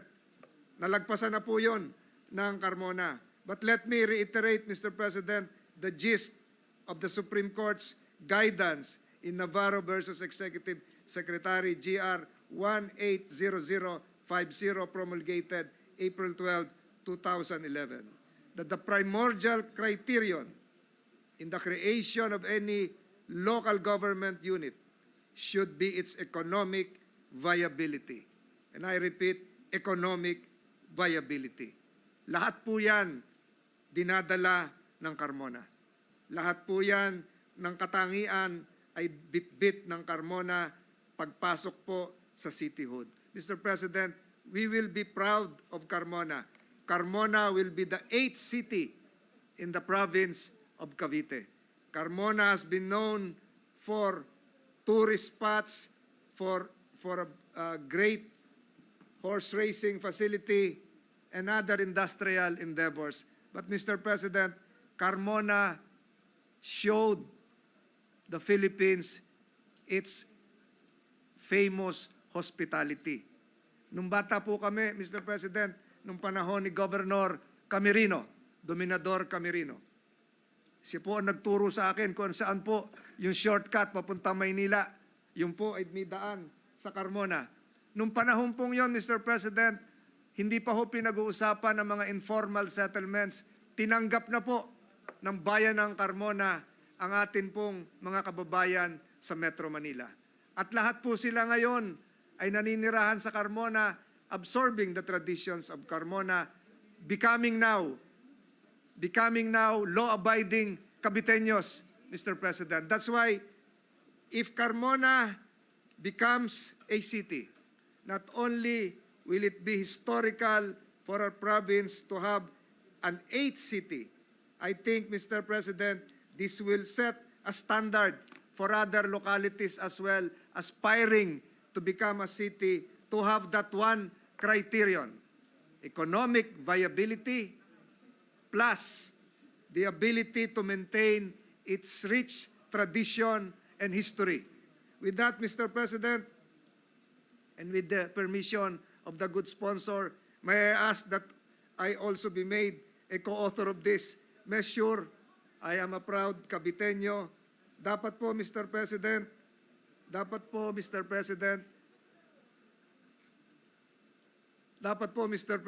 maalaala po natin ang pangwalong lungsod ng lalawigan ng Cavite, ang Carmona, kung ito po ay magiging lungsod, at ako po ay nakakasigurado, ay magiging isang trailblazing city, smart city, a city with medical facilities, a city for the modern Philippines. Thank you, Mr. President.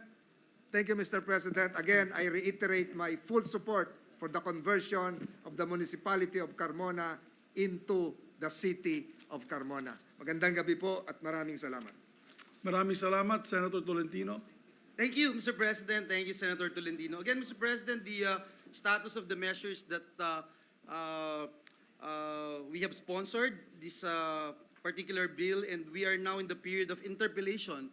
And so I move that we recognize the sponsor, Senator J.V. Ejercito, and to interpellate Senator Win Gatchalian. I so move, Mr. President. Senator Win Gatchalian is, of course, noted, and Senator J.V. Ejercito to sponsor, to interpellate our distinguished colleague from Valenzuela, Senator Win Gatchalian. Please proceed. Thank you, Mr. President. Mr. President is the good sponsor, willing to take a few questions, Mr. President. Yes, certainly. Almost my batchmate as mayor and as a senator, definitely. Thank you, Mr. President. Well, Mr. President, I'll go straight to the point, Mr. President. Mr. President, I understand that Carmona will be the first municipality or LGU that will qualify or that is applying under RA 11683. This is the new law that allows the LGUs, allows municipalities to take a different avenue and convert into cities, Mr. President. And may I know from the good sponsor, number one is under RA 11683, what are the criteria that will allow municipalities to be converted into cities?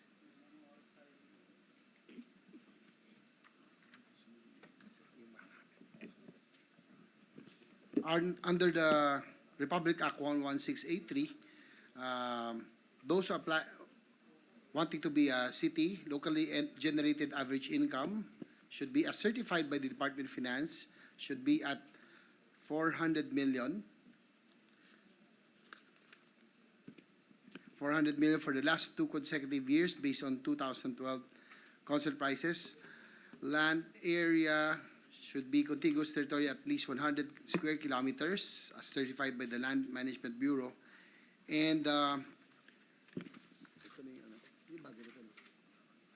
population should not be less than 100,000 inhabitants as certified by the PSA. And probably we are both know the old Republic Act, when we became cities, that the former requirement was just 2 out of 3, wherein the minimum is 100 million income and 150,000 population and the same area. But in this RA, that's why Carmona is now qualified.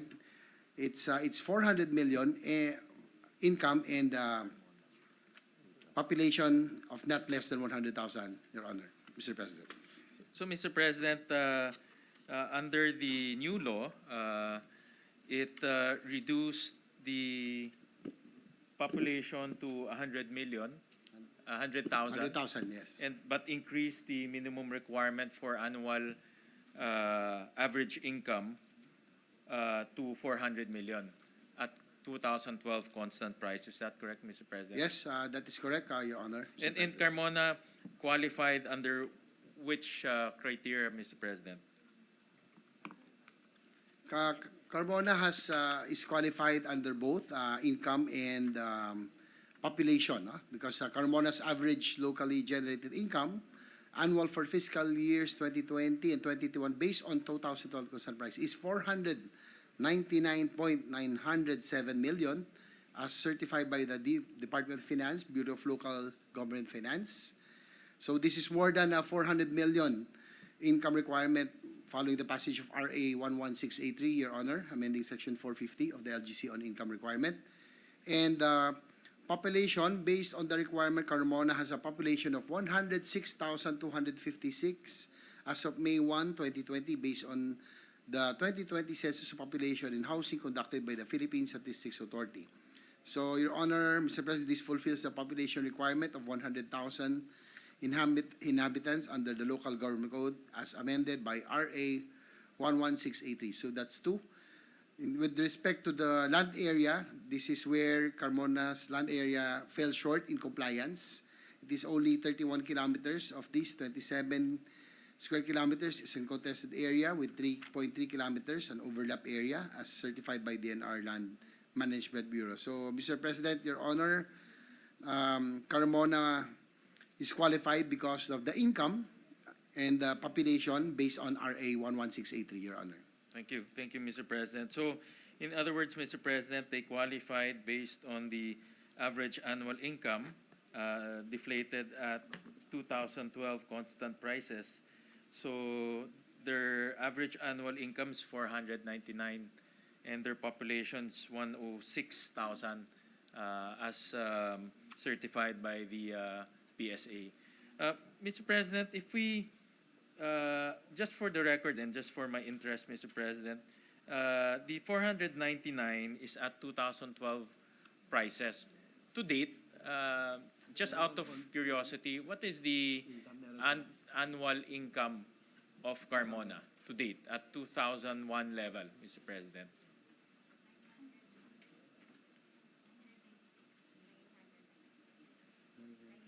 (2021), I mean. Your Honor, 2021 is 996 million total, Your Honor, Mr. President. 996 million in total, Mr. President.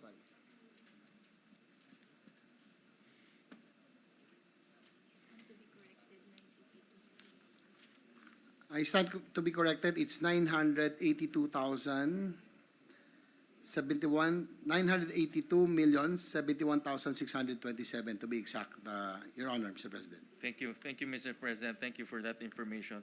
Well, Mr. President, again, just to enrich the records and also out of my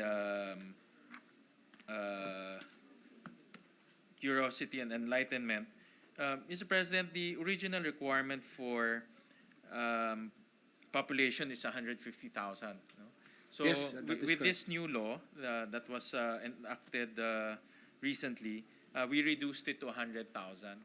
I'm just curious, no, on obviously the income. It goes without saying that they're highly productive. There's a lot of business in Carmona, and I've been to Carmona many times, and I've seen a lot of businesses there, a lot of employment. Hence, the locally generated income is quite substantial. I'm just curious how come the population has not reached 150,000 despite the obvious growth and the economic activity in Carmona. I'm just curious and just to be part of the discussion, Mr. President. Yung RA. Kailan pinasa? Yes, Your Honor, Mr. President, this Republic Act was passed 2021.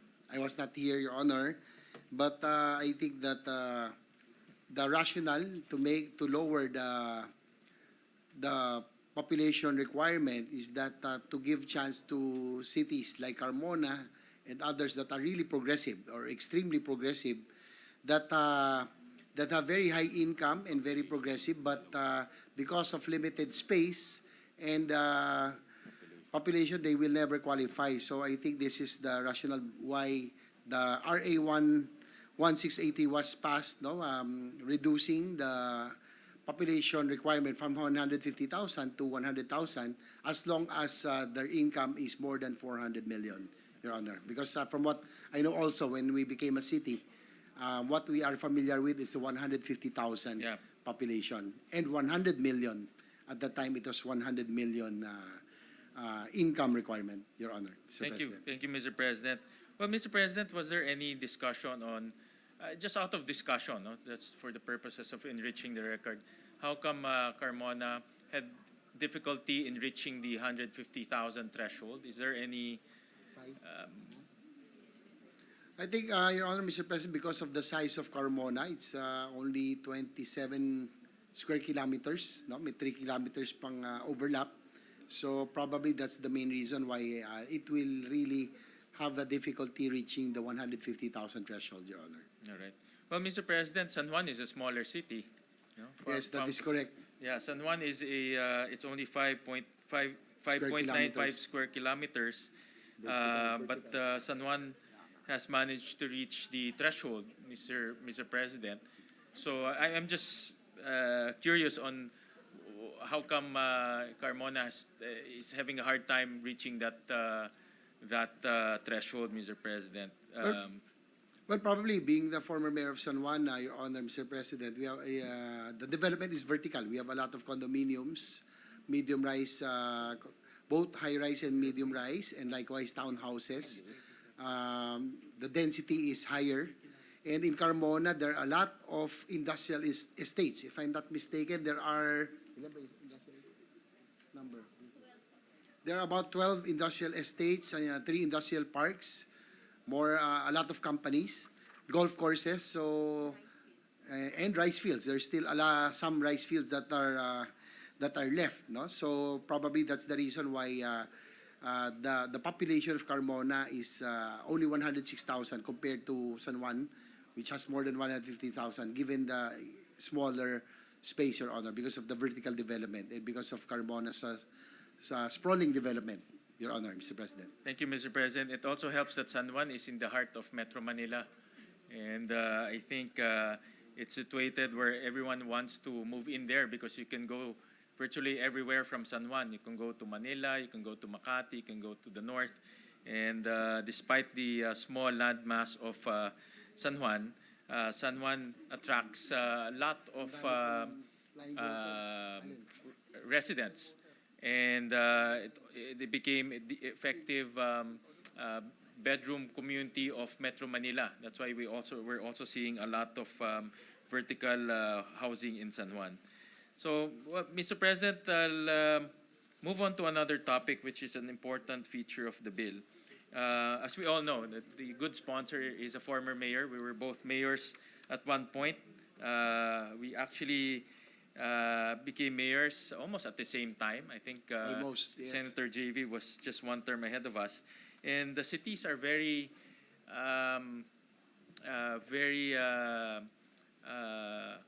careful when it comes to conversion, because we all know that every municipality converted into a city, the ERA share per city goes down. No?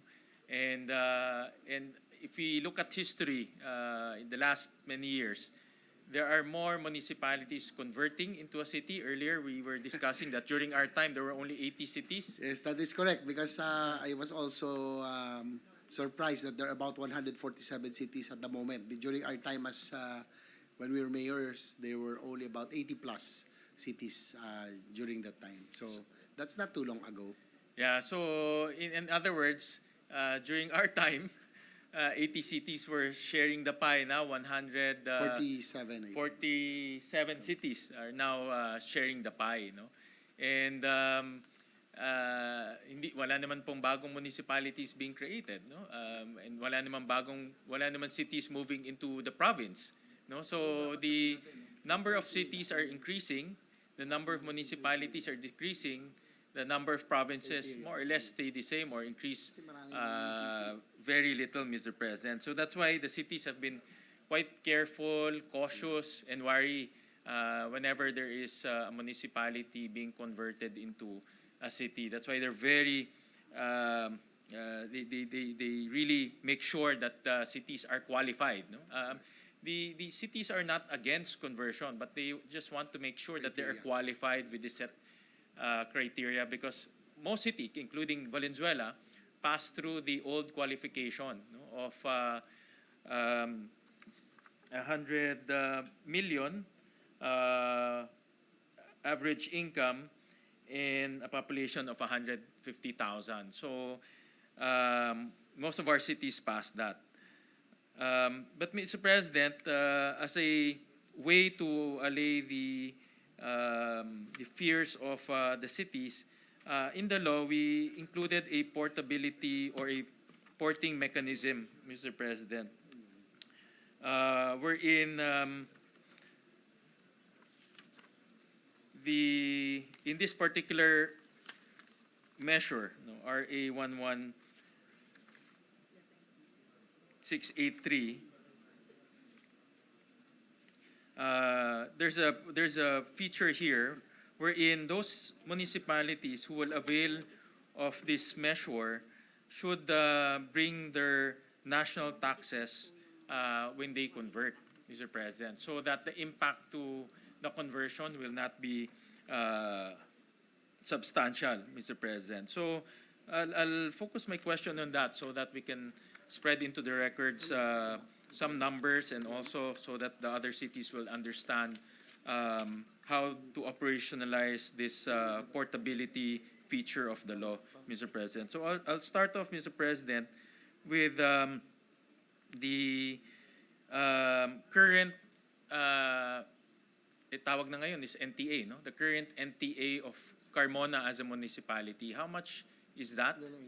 And is that amount is the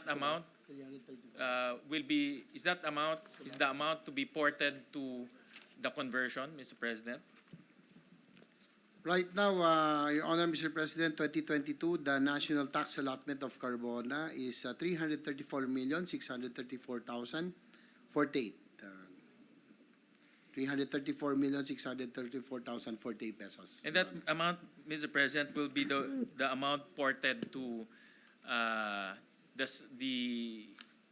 ported to when it's converted into a city, Mr. President. Yes, Your Honor. Okay. Mr. President, do we have any projections for 2020, 2023, 2024, and 3 years, 2025? Because the porting mechanism is for the next 3 years. years. So, That is do correct. we have any projections to that effect so that we'll put into the records the amounts to be ported in the next 3 years?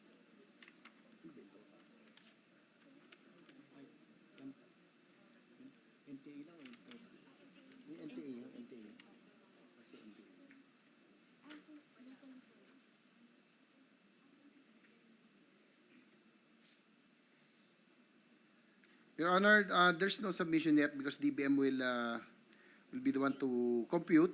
So what we only have right now is 2023 of 268,212,832,000 for 2023. But probably if it will help, I can read to you the locally sourced revenue of Carmona.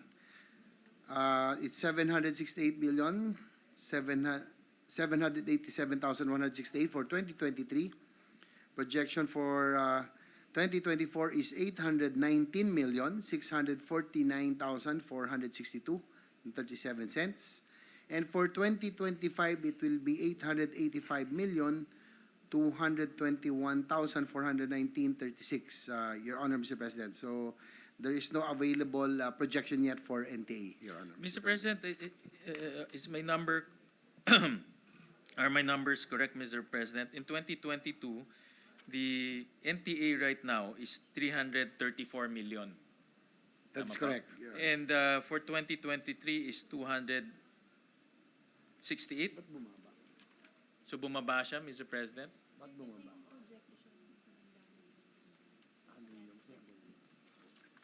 Yes, Your Honor, it went down from 334,634,048. It's now, and for 2030, it will be 268,212,832.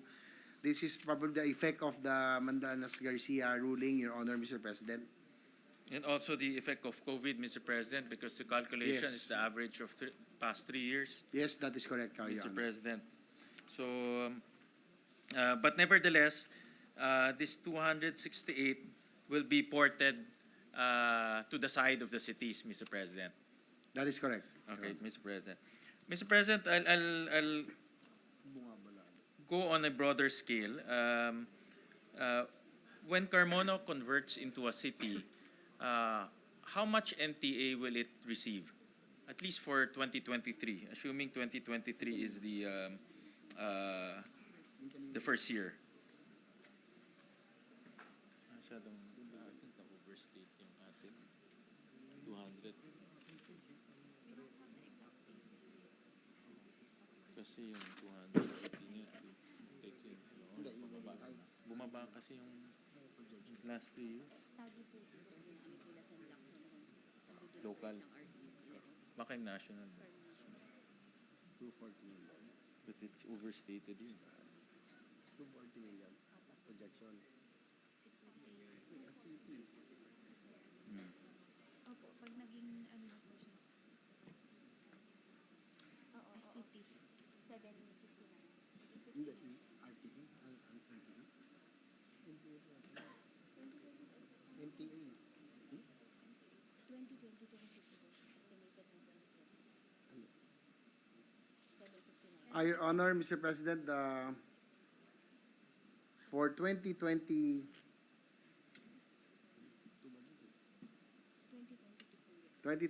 the estimated share of Carmona Cavite will be as a city will be 759.9 million, or an increase of 519.57 of or 216% increase, Your Honor. 216%. So, Mr. President, from currently there, that's for 2023, Mr. President? That's 2022, Your Honor. 2022, okay. Do we have the number for 2023? As of now, we don't have because DBM, we are still waiting for. Okay, Mr. it will- President. for DBM. We'll just request from the good sponsor through DBM the numbers, Mr. President. But we'll take the 749, Mr. President. So what we're saying is from the NTA that they are getting right now of 334 million, it will increase to 749 million when they convert into a city, Mr. President. Yes, that is correct. And Mr. President, from that, ano lang to, this is, I'm just going to run some simulations, Mr. President, because we don't have the actual number. Assuming 749 is their increase for 2023, they will be porting 268, Mr. President, to the cities, Mr. President. So that will leave about 481 that will be drawn out of the share of the cities, Mr. President. Is that correct? More or less, no? Yes, that's correct. Okay, Mr. President. Thank you, Mr. President. Mr. President, do we have a number? Because 481 will be drawn from the cities. Obviously, the share of the cities will go down. No? Do we have a number that says how much will the cities share on the average will go down once Carmona becomes a city, Mr. President? Sorry, Your Honor, we don't have the figures right now because we also asked the LCP for their position. They have not submitted as of the moment. So Okay, probably we'll just submit it once we get hold of it. Okay, Your Mr. Honor. President. Well, Mr. President, I just want to compare because the porting feature of the law is quite a good mechanism to reduce the impact to the cities. No, so I just want to compare fully with your indulgence how much the porting mechanism reduced the impact of the reduction per city, Mr. President. So that was I was trying to drive at, Mr. President, so that the cities who are listening to us will appreciate that the porting mechanism added caution, no, in the reduction on their NTA, Mr. President. Your Honor, if sorry, if I may just give you a study on the impact. For example, for Puerto Princesa City, it was negative 0.91%. In vegan, maximum was negative 3.65%. Yun yung maximum, but the minimum or consider no. It's a negative 0.91%, Your Honor. These are from the BLGF study. That's when is that due to the conversion, Mr. President?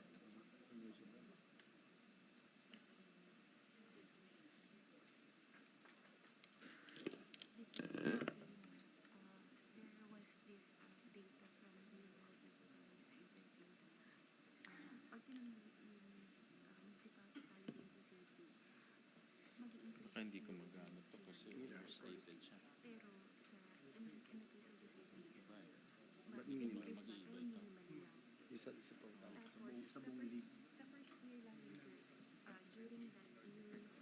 Oo nga.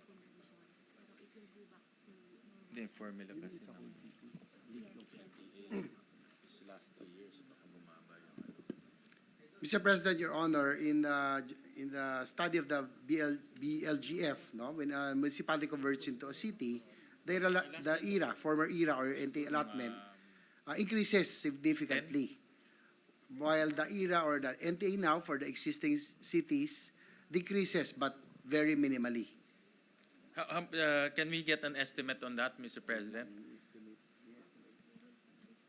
Just a few cities that I heard earlier that 91.91% reduction in Puerto Princesa, 0.35 reduction for vegan.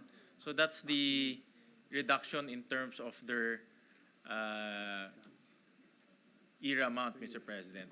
Yes, that's correct, Your Honor. That's a minimum for Puerto Princesa negative 0.91, and the maximum in vegan city was felt at negative 3.65, Your Honor. 3.65.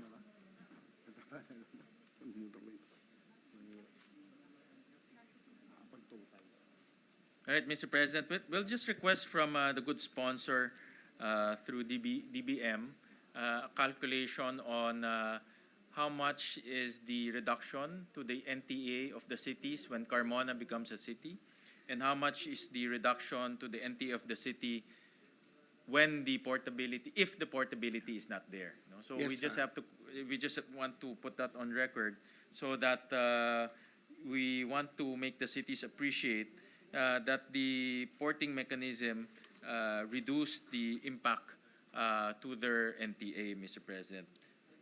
Yes, we will submit, Your Honor, once we get hold of the projections from DBM and BLGF.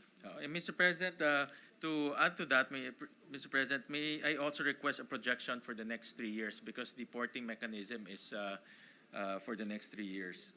Yes, Mr. President, Your Honor, we will submit.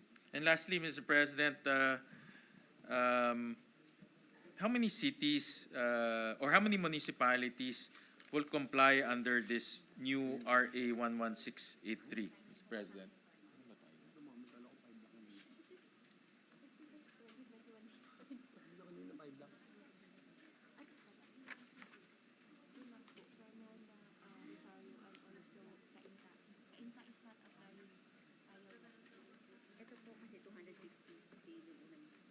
Ano ba talaga sa dalawa? Hindi, yung qualified doon sa...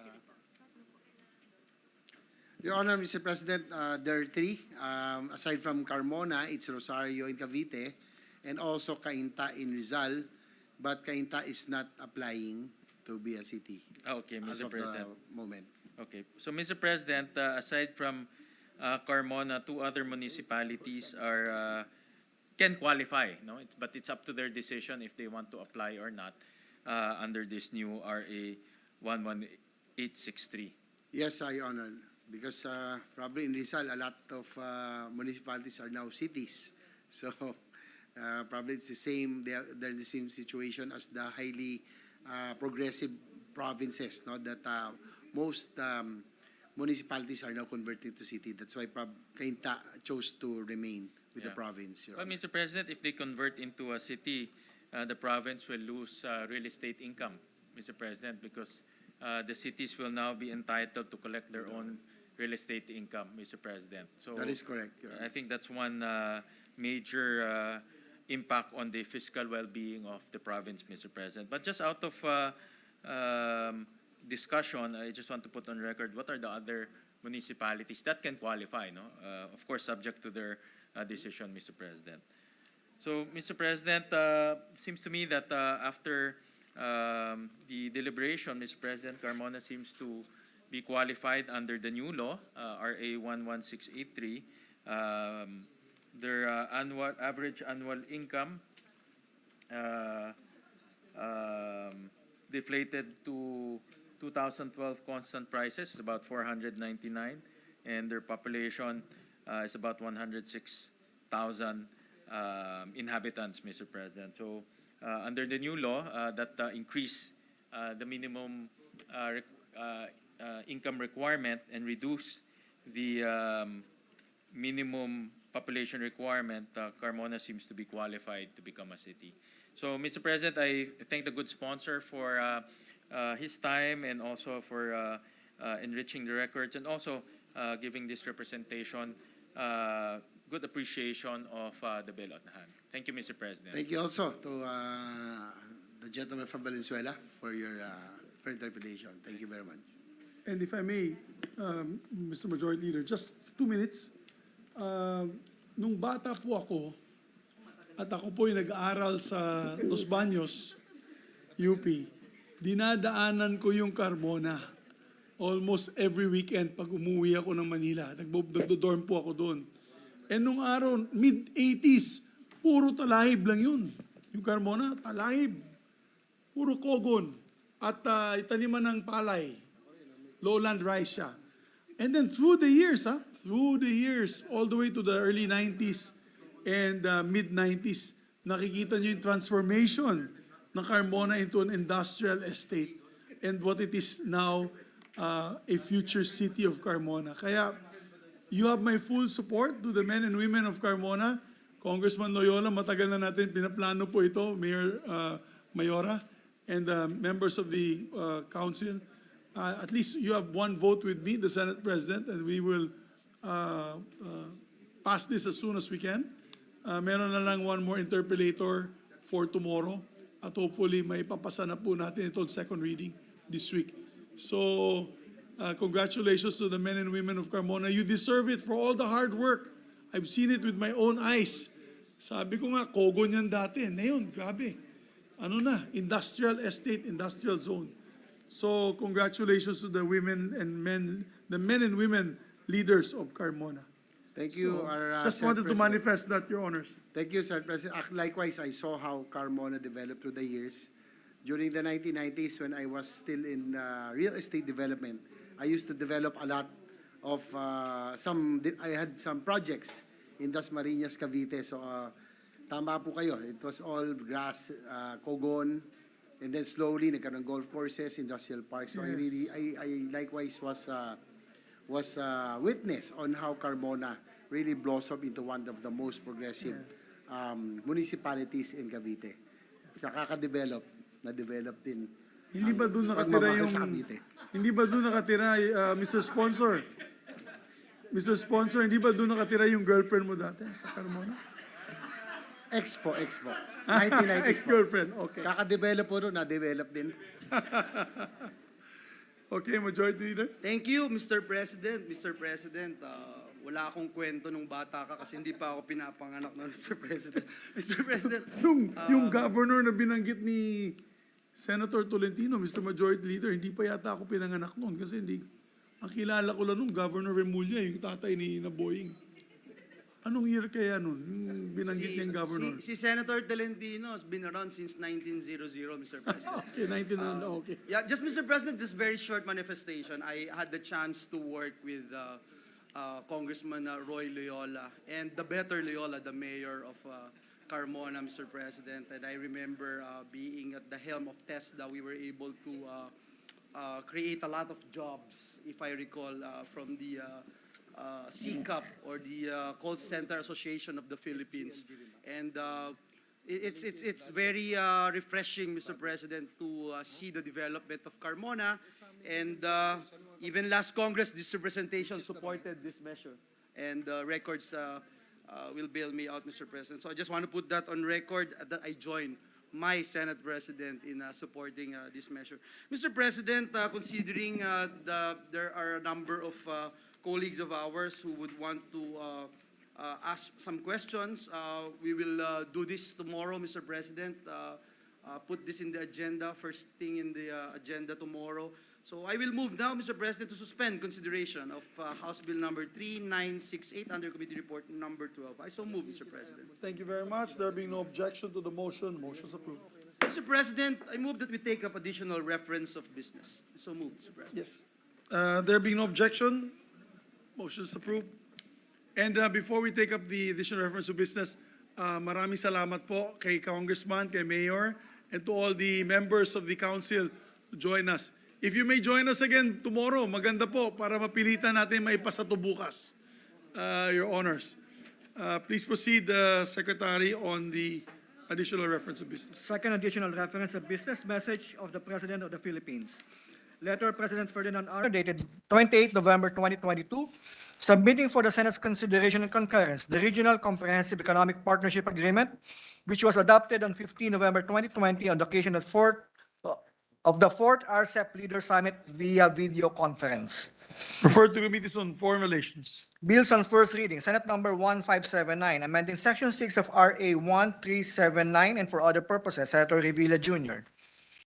Referred to the Committee on Justice and Human Rights. 1580, amending RA number 7743 and for other purposes, Senator Revilla Jr.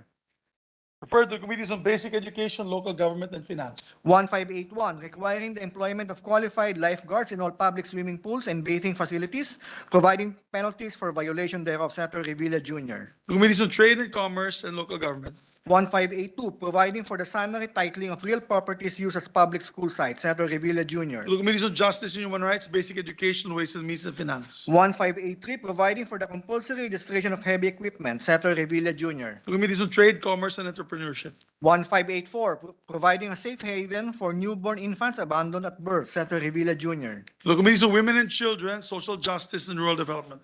1585, protecting the users of radio frequency identification devices, Senator Revilla Jr. The Committees on Trade and Commerce. 1586, providing for a proportionate school admission and acceptance share in the PMA and the PNPA for members of the indigenous cultural communities, indigenous peoples, and for such other purposes, Senator Tolentino. To the Committees on Public Order, Dangerous Drugs, National Defense, and Peace and Unification. 1587, declaring Barangay Tala in Orani, Bataan an ecotourism zone and appropriating funds therefore, Senator Tolentino. Committees on Tourism, Environment, Natural Resources, and Finance. 1588, establishing the Philippine National Public Park System, appropriating funds therefore, Senator Tolentino. Third, Committees on Tourism, Civil Service, Ways and Means and Finance. 1589, instituting agricultural cooperativism in the Philippines, amending for the purpose certain sections of RA number 11364, 9520, and 7160, and appropriating funds therefore, Senator Tolentino. Committees on Agriculture and Cooperatives and Ways and Means and Finance. 1590, criminalizing the creation and dissemination of fake news for the protection from online falsehoods and manipulation, amending for the purpose RA 10175 by Senator Revilla Jr. To Committees on Justice, Public Information, Mass Media. 1591, establishing a Philippine Science High School campus in Igig, Cagayan, and appropriating funds therefore, Senator Marcos. Committee on Rules. 1592, declaring Barangay Malico in the municipality of Santa Fe, province of Nueva Vizcaya, an ecotourism zone, appropriating funds therefore, Senator Marcos. Committees on Tourism, Environment, Natural Resources, and Finance. 1593, decriminalizing libel, repealing for this purpose Articles 353, 354, 355, 356, 357, 360, 361, and 362 of Act Number 3815 by Committee on- Senator Ontiveros. To the Committee on Justice and Human Rights. 1595, defining who are institutionalized persons and penalizing their maltreatment, Senator Revilla Jr. Committee on Social Justice and Justice and Human Rights. 1596, conferring the cadets of the Philippine National Police Academy the status of government employee, granting salaries, benefits, and privileges, Senator Revilla Jr. To the Committees on Civil Service, Public Order, and Dangerous Drugs. 1597, establishing the Marinduque Special Economic Zone in Santa Cruz, Marinduque, appropriating funds therefore and for other purposes, Senator Marcos. To the Committee on Economic Affairs, Local Government, Ways and Means and Finance. 1598, establishing a special economic zone in San Jose and Magsaysay, Occidental Mindoro, and appropriating funds therefore, Senator Marcos. To the Committees on Economic Affairs, Local Government, Ways and Means and Finance. 1599, establishing a special economic zone in a portion of Salumagi Cove and in the municipality of San Juan and Cabugao, Ilocos Sur, and appropriating funds therefore, Senator Marcos. To the Committee on Economic Affairs, Local Government, Ways and Means and Finance. 1601, further strengthening professionalism and promoting the continuity of policies and modernization initiatives in the AFP, Senator Estrada. Committees on National Defense, Government Corporations, and Public Enterprises. Resolutions, proposed Senate Resolution number 342, congratulating and recognizing the National Junior Gymnasts for their impressive medal haul in the 2022 JRC Artistic Gymnastics Stars held last November 17, 2022 in Bangkok, Thailand, Senator Revilla Jr. To the Committee on Rules. 343, recognizing and commending the 2022 winners of the 70th Carlos Palanca Memorial for Literature for their literary masterpieces, Senator Revilla Jr. Committee on Rules. 344, congratulating and commending Filipina actress Daniel Claudine Colleen Ortega Garcia Crawford for winning Best Actress in the film Kaluskos at the 2022 El Grito International Fantastic Film Festivals held in Venezuela, Senator Revilla Jr. To the Committee on Rules. 345, expressing the profound sympathy and sincere condolences of the Senate on the death of singer and actress Silvia La Torre de Tagle, Queen of Condiman and First Lady of Philippine Television, Senator Estrada. To the Committee on Rules. 346, directing the appropriate Senate committee to conduct an inquiry on the faulty radio frequency identification systems of the various Metro Manila expressways and their detrimental effects on our economy, Senator Revilla To the Jr. Committee on Public Services. 347, recognizing and commending May Parsons, the nurse who administered the world's first COVID-19 vaccine and recipient of the prestigious George Cross Award, for reaffirming the pivotal role of Filipino nurses in global healthcare scene. Committee on Senator Poe. Rules. 348, directing the appropriate Senate committee to conduct an inquiry into the alleged corruption involving the Road Transportation IT infrastructure project of the LTO. Senator Marcos. The committees on accountability of public officers, investigations, and public services. 349, directing the appropriate committees of the Senate to conduct an inquiry on the alleged shootout which resulted in the death of three teenagers in Ditaras, Lambayong, Sultan Kudarat, with the end in view of determining the truth and creating policies that will strengthen peace and protection mechanisms for the Moro people. Senator Padilla. Committee on Public Order and Dangerous Drugs. 350, directing the appropriate Senate committee to conduct an inquiry into the soaring market prices of local onions. Senator Marcos. Committee on Agriculture and Food. 351, directing the Senate Committee on Social Justice, Welfare, and Rural Development to conduct an inquiry into the welfare responses of the government to inflation and soaring food prices. Senator Marcos. Committee on Social Justice, Welfare, and Rural Development. Joint Leader. Thank you, Mr. President.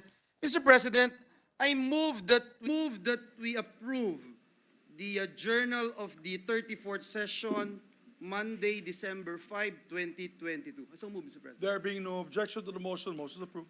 Mr. President, I move that we adjourn the session until 3 o'clock in the afternoon of Wednesday, December 7, 2022. So There moved. being none, no objection, the session is adjourned until 3 o'clock in the afternoon, Wednesday, December 7, 2022. Maraming salamat po sa inyo lahat.